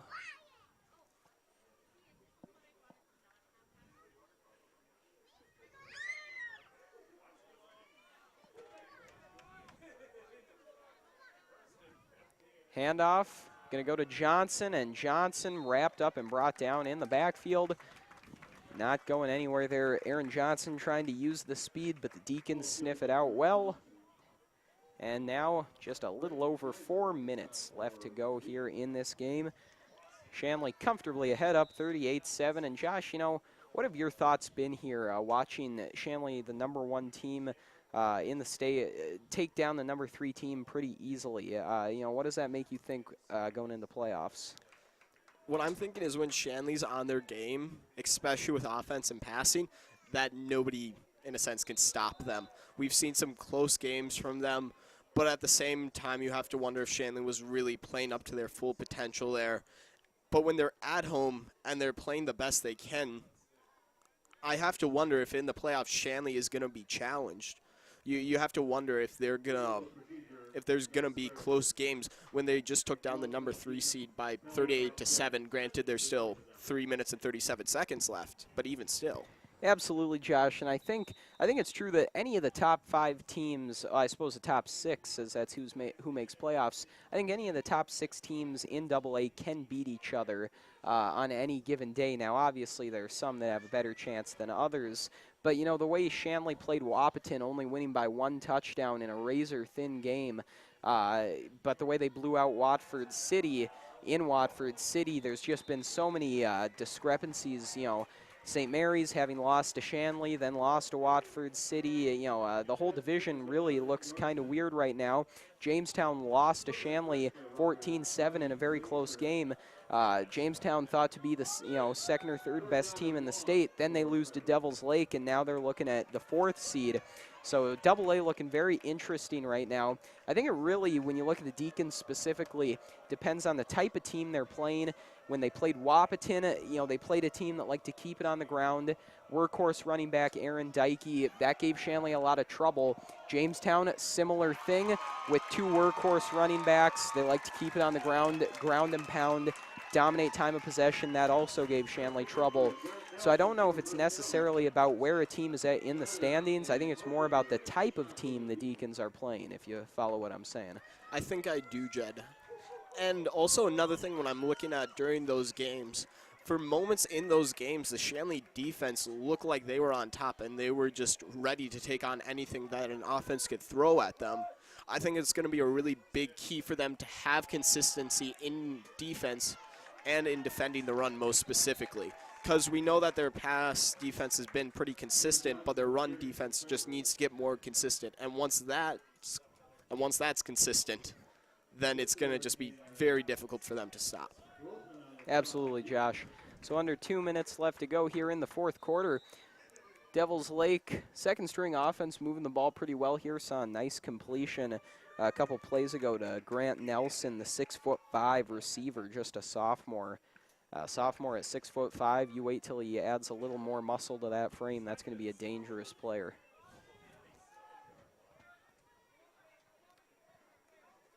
Handoff directly to the fullback. That's good for a first down and a little bit more. On the carry that time, Zach Lang. Just seeing some nice plays from Devil's Lake right now. Just getting some of those backup guys some reps and everything. Able to move the chains, which is nice for them. Just get a consistent drive for them. Absolutely. At this point, both teams just trying to avoid injuries, just trying to make their way into the playoffs, as healthy as possible. Unfortunately for the Deacons, Cam Seville was injured earlier in this game. Don't think that's too severe, though. Deacons are a pretty banged-up team headed into the playoffs, though. The good news is a lot of those injuries they suffered are nearing the end of their duration. Guys like Brandon Rosberg should be coming back any week now. Caden Kuhneman dressed for today's game. Did not play, but it's looking more and more like he might be good to go for the playoffs. Jake Cava dressed as well. He was not cleared for this game, but by the time the semifinals come around, I believe right now I think the thought is that he'll be good for that game. And then Cole Fredericks with concussion, not too sure on the timetable, but with a bye week coming up, again, things are looking pretty good with the way Shanley's injuries are ending up being timed out here. So a timeout called. 44 seconds left to go here. Time enough for just a couple more plays. Again, the Deacons lead things 38-7. They'll finish off the season 9-0, having defeated every team in AA.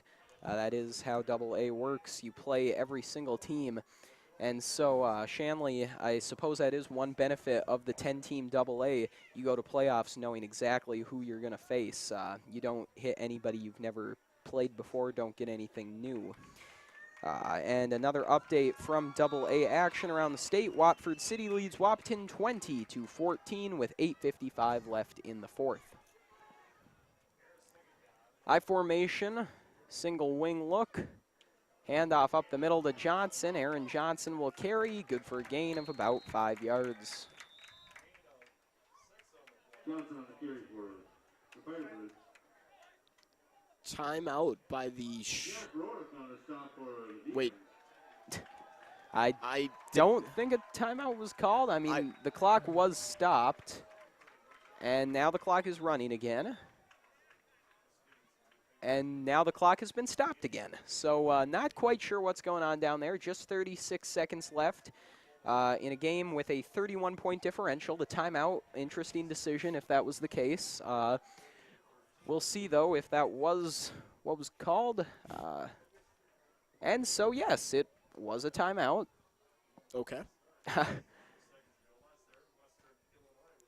All right, and now the clock is stopped, but we're playing. So There we go. There All we go. right. We're back. We're back.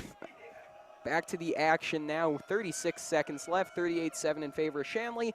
Pitch out to Johnson on the near side. Aaron Johnson going to carry. Gladich closing in. Johnson through the stiff arm. Hard into Gladich's face, but Gladich wins the battle there, driving him out of bounds. 32 seconds left on the clock. It is stopped right now. I think that's just for the tackle out of bounds or not. We have another indication of a timeout. by the Shanley team. Maybe hoping to just get those backups a little bit more reps on offense. Possibly the situation. Perhaps. 4th and 7, though. Or 3rd and 7, excuse me. No, it's 4th and 7. Scoreboard having some issues here. Sorry, folks. Interesting end to this one nonetheless, though. Been a bit of confusion. And now we have a kneel down. So after those timeouts, clock stoppages, everything in between, that knee will end the game. The clock is not moving, and both teams are getting set to play more, though. The fans are applauding as if the game is over. And, folks, I think it's safe to say this is one of the most bizarre finishes to a game I've ever seen, especially when you factor in that it is a 31-point lead for the Deacons. And, oh, look at this. I think we see why the timeout has been called. In a tremendous display of sportsmanship, Joe Keller, the senior manager for these Shanley Deacons, is going to get a carry here. That ball handed off to Keller, and he'll carry up the middle. And Joe Keller is a guy who is present at almost every single sporting event for Shanley. He's a constant show of support for Shanley athletics overall. He's a student manager for football, for basketball. He shows up to as many events as he can, and a well-deserved moment for him. And folks, of all the great football we've seen today, of all the great plays, I don't think there's any doubt in anyone's mind that that was the play of the game. A great way to end the game and an even better way to end the season.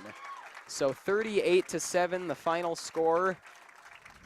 And Josh, you know, great display of sportsmanship at the end there. In the football picture, though, you know, last game of the season, your thoughts headed into playoff time, just kind of the whole playoff landscape? Shanley, as long as they're on top of their game, they're playing at home. It's going to be tough for any team to beat them. They have the momentum right now. Look for them to be the toughest opponent in the playoffs. For Devils Lake, that third quarter, Jed, that third quarter was just brilliant by them.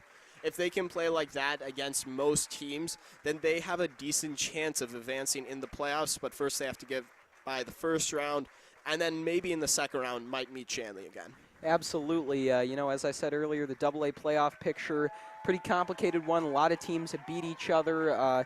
It's looking like it's going to be fun, though. Things are setting up to be a pretty interesting finish to the season, pretty interesting playoff picture, as we said. And so, folks, again, last football broadcast of the year, last broadcast of the fall sports season. We'll be off for a while, but we're going to have a whole slate of winter sports to talk about. But, Josh, want to thank you. Your last football game here. Thank you for stepping in and helping us this year. Doing a great job doing color all year long. I'm sure we'll have you for some winter sports. Also, a big thank you to another senior, Adam McTaggart, on the TriCaster, whole technical producer for all these football games. Last couple years have been a big contributor, so thank you to both you guys, seniors. Great to have you, and a thank you to you guys, folks, for tuning in all season long. It's been great to have you. It's been a fun season. But for today, for Josh Johnson and for our entire crew, I'm Jed Thomas. Your final score from Fargo: Shanley Deacons 38, Devils Lake Firebirds 7. To watch the archived version of this entire game and our other broadcasts, go to ShanleyTV.com. The proceeding has been a presentation of Shanley TV.